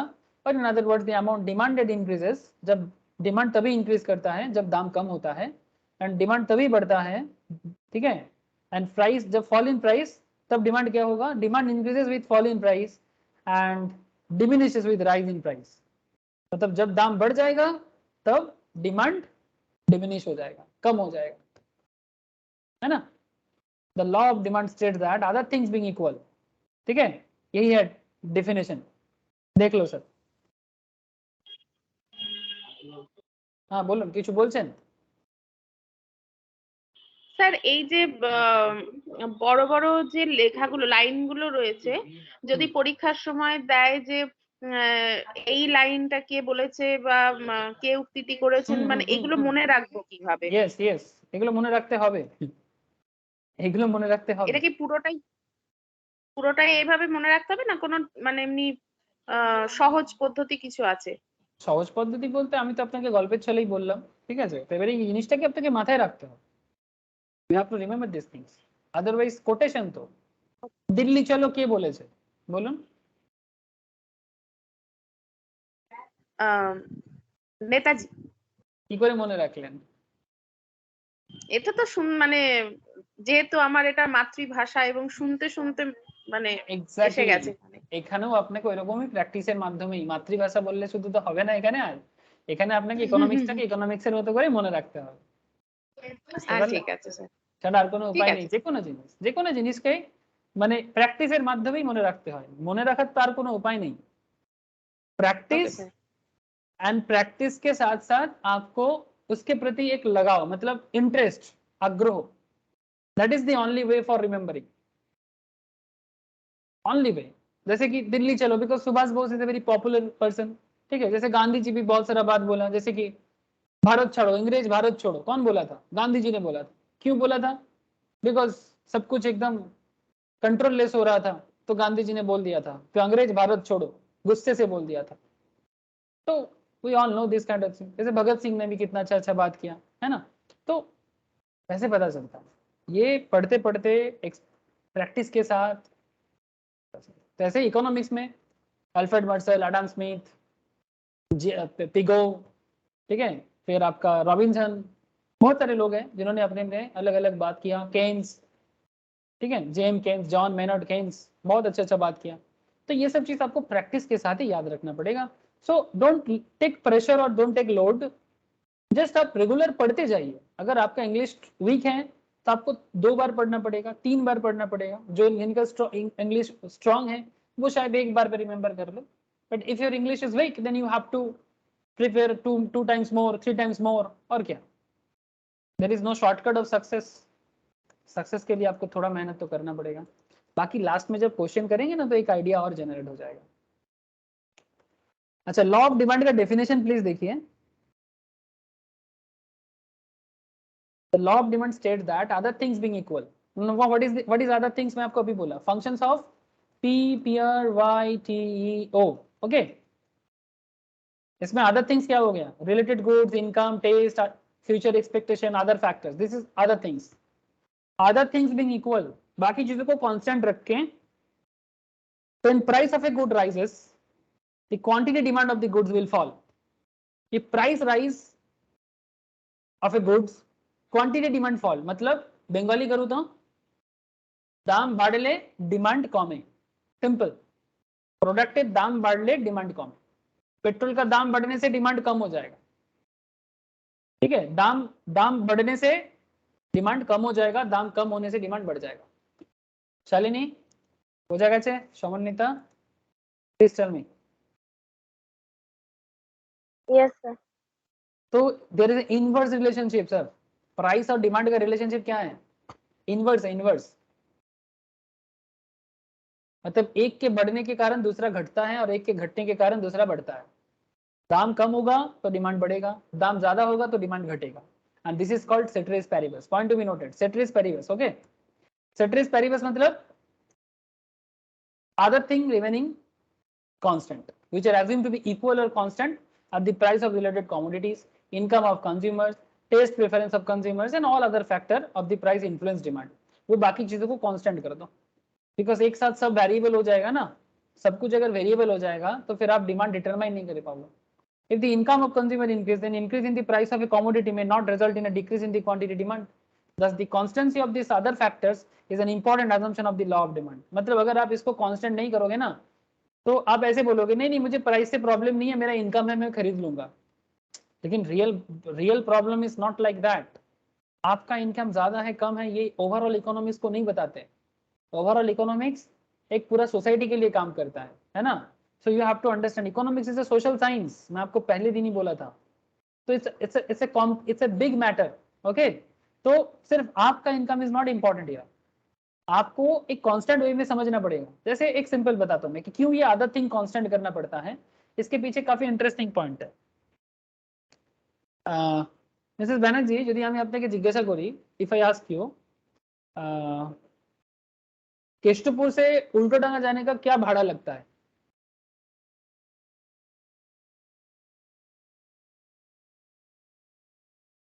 हेलो, केष्टपुर से उल्टोडांगा जाने का क्या भाड़ा लगता है? স্যার 10 টাকা থেকে 12 টাকা স্যার। 10 টাকা किसेर भाड़ा? বাসের। एग्जैक्टली।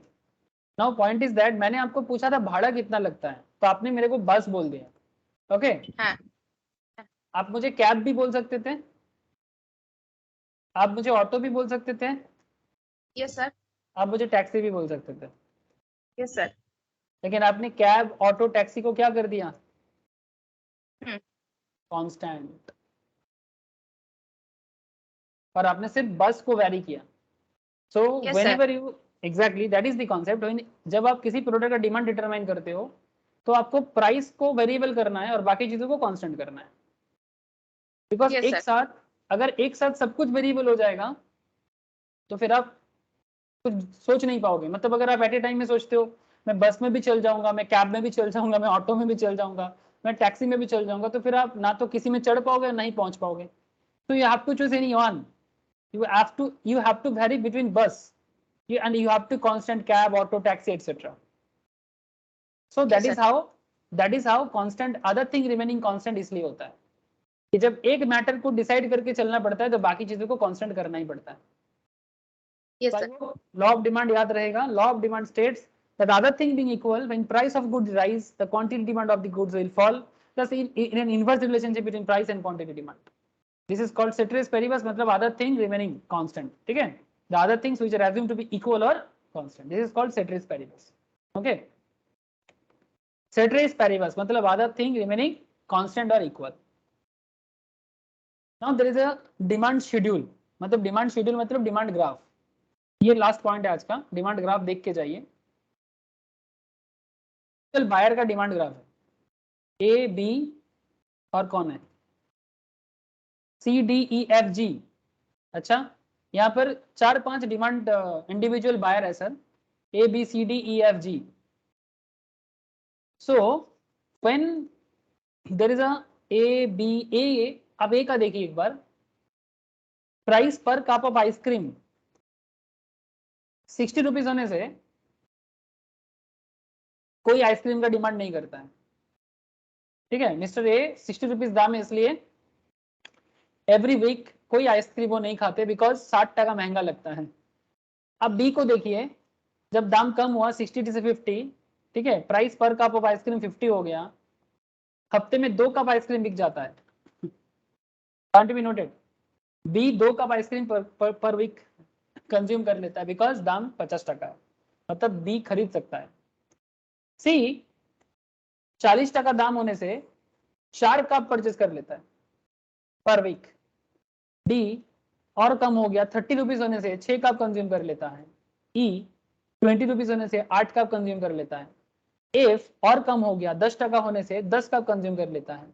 जी फ्री होने से 12 कप कंज्यूम कर लेता है। हेलो, क्या आपको ये समझ में आया कि जैसे जैसे दाम कम होता गया वैसे वैसे डिमांड बढ़ता गया। Point be noted. Hello Shalini, Saumanyata? Yes, sir. Okay, Yes, now sir. Just अब ऑपोजिट सोचिए एक बार। ठीक है, just look at the opposite. जैसे जैसे दाम बढ़ेगा 0 से 10, 10 से 20, 20 से 30, 30 से 40, डिमांड क्या हो रहा है 12 से 10, 8, 6, 4। Look at the change.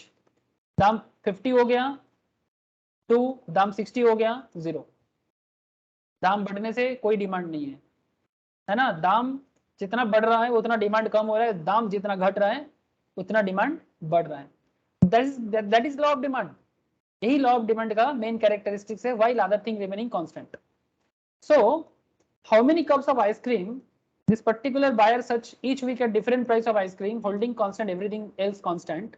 ठीक है, if ice cream is free consumes 12 cup of ice cream per week and as the price rises, जैसे कि अगर दाम 60 पर कप हो जाता है, does not buy ice cream at all, है ना? तो ये not just in ice cream, in each and every case में हो सकता है। अब इसी के बेसिस में आपको डिमांड ग्राफ ड्रॉ करना चाहिए। जैसे एक एग्जांपल के तौर पे मैं आपको लेता हूं। अगर आपको डिमांड का प्राइस का आइसक्रीम के हिसाब से आपको यहाँ पर दिखाता हूँ, जैसे जैसे यहाँ पर है किस तरह से डिमांड ग्राफ ड्रॉ करते हैं आप यहाँ पर देख लीजिए।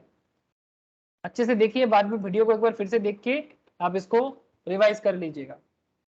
पॉइंट भी नोटेड। आइसक्रीम का डिमांड, अच्छा प्राइस को इधर, ये एक्स एक्सिस है। बचपन में चाइल्डहुड में आप लोग ग्राफ पेपर यूज किए होंगे 10th लेवल में, 10th 12th में। ये actually graph Yes, sir. Paper, this is actually graph paper. Yes, sir. Graph paper में एक प्लस साइड होता है, एक माइनस साइड होता है ना? Yes, sir. This is a plus side, this is minus side and this is also minus side. ठीक है, तो ये वही वाला कॉन्सेप्ट है, ये प्लस माइनस साइड ही है। तो यहाँ पर हम लोग सिर्फ प्लस साइड को लेके काम करते हैं, माइनस साइड जरूरत पड़ने से लेते हैं। अगर कभी ग्राफ को नीचे खींचते हैं ना किसी कारण से, तो माइनस साइड यूज किया जाता है, अदरवाइज नहीं। तो डिमांड ग्राफ में अभी माइनस साइड का जरूरत नहीं है, पॉजिटिव साइड से काम हो जाएगा। This is called X axis, this is called Y axis. ये एक प्रैक्टिस है ग्राफ पेपर का। नाउ आप वाई एक्सिस में प्राइस दिखा दो और एक्स एक्सिस में क्वांटिटी दिखा दो। बहुत सिंपल है, बहुत सिंपल है डिमांड ग्राफ ड्रॉ करना, लेकिन आपको टेक्निक जानना चाहिए कैसे होता है। This is called graphical presentation या डेटा एनालिसिस। ठीक है, ग्राफिकल डेटा एनालिसिस है।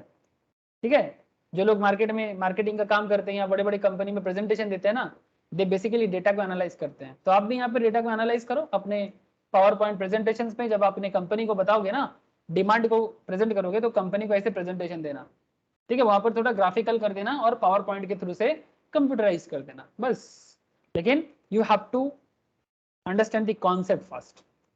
सो प्राइस जब हाई है 60 दाम है तब, उसके बाद नेक्स्ट है 50, 40, 30, 20, 10 एंड 0। ठीक है, पॉइंट बी प्लीज नोटेड, आपका क्वांटिटी एरिया क्या है? 0 है, 1 है, 2 है, 3 है, 4, 5, 6, 7, 8, 9, 10, 11, 12। ठीक है, थोड़ा सा मैं स्केल करके देखते तो थोड़ा सा एकदम क्लियर कट होता, बट कोई बात नहीं। नाउ प्लीज टेल मी, जब मार्केट में आइसक्रीम का दाम 60 रुपीज है, तब डिमांड कितना है? कितना कप आइसक्रीम मार्केट में बिकता है? Please tell me. जब दाम 60 रुपीज था, 0 0, तो no demand create on 60। Demand create कब चालू हुआ? प्लीज बताइए मुझे। 50 जब दाम 50 हुआ, जब 50 दाम हुआ तो कितना डिमांड हुआ sir? 2 cup. Thank you sir. तो आपको क्या करना है, इस तरह से 2 में लाना है। जब दाम 40 हुआ, कितना कप डिमांड क्रिएट हुआ?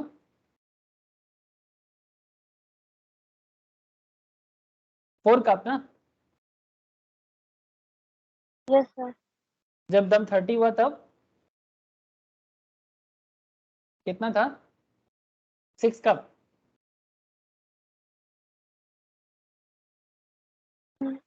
यस सर जब 20 हुआ तब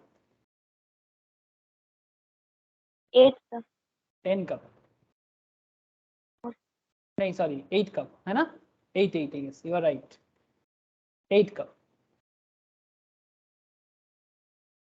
जब 10 हुआ तब 20, यस ना। जब 10 हुआ तब, सॉरी 10 हुआ तो 10 कप, सॉरी। और जब 0 हुआ तो 9 cup, sorry 12 cup, sorry 12 cup है ना। This is the 12। Now you just need to put the line. Demand graph को करने के लिए आपको क्या करना है, जहां से आपका डिमांड, ये सारा का सारा जो पॉइंट यहाँ पर क्रिएट हुआ है ना, बस इसको आपको कनेक्ट करना। ठीक है, ये थोड़ा स्ट्रेट लाइन में होना चाहिए था, यहाँ पर थोड़ा सा कार्बी हो गया, ऐसा नहीं होना चाहिए बिकॉज ऑफ सम, क्योंकि मैंने थोड़ा सा स्केल यूज नहीं किया, इसलिए देखने में अच्छा हो जाता। ये इस पॉइंट में पॉइंट ए था, इस पॉइंट में पॉइंट बी था, इस पॉइंट में पॉइंट सी, इस पॉइंट में पॉइंट डी, इस पॉइंट में पॉइंट ई, इस पॉइंट में एफ एंड इस पॉइंट में जी। तो इधर क्वांटिटी ऑफ आइसक्रीम था और इधर प्राइस था। तो जैसे जैसे प्राइस कम होता गया वैसे वैसे डिमांड बढ़ता गया, एंड ऑपोजिट, जैसे जैसे दाम बढ़ता गया वैसे वैसे डिमांड घटता गया। बस यही तो ड्रॉ हुआ है यहाँ पर, और क्या। बोलिए सर, डिमांड का क्लियर है कि नहीं है? और इसका जो मूवमेंट है ना, ये डाउनवर्ड है। सर ये डिमांड का आपका मूवमेंट कैसा है? डाउनवर्ड है ना। दाम कम होता है तो डिमांड बढ़ता है ना। 60 यस से सर 40 होगा, 50 होगा, 50 से 40 होगा, 40 से 30 होगा, 20 होगा, 10 होगा। दाम जैसे जैसे कमा वैसे वैसे डिमांड बढ़ा। तो डिमांड का क्या है? Downward slope. नॉर्मली क्या अपवर्ड भी होता है, एक्सेप्शन में होता है। तो demand curve is downward slope. तो आई होप कि आपने डिमांड कर्व समझ में आ गया आपको।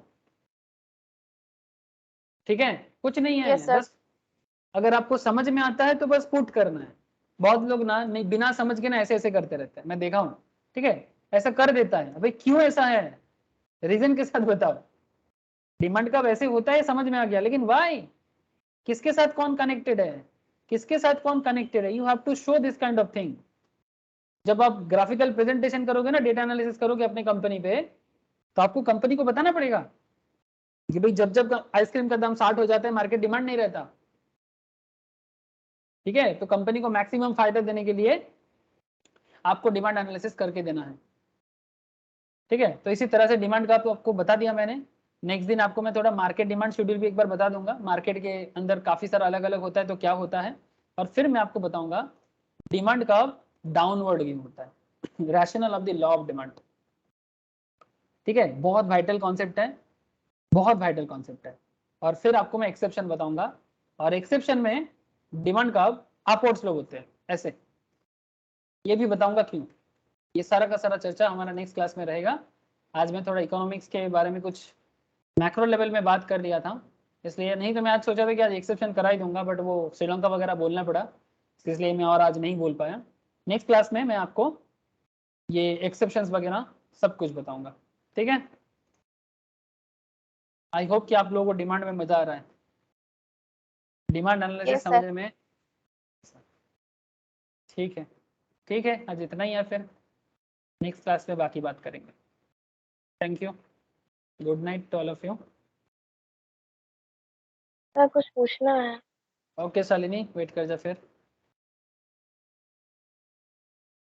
सर एग्जाम सेंटर पे देखो देना होगा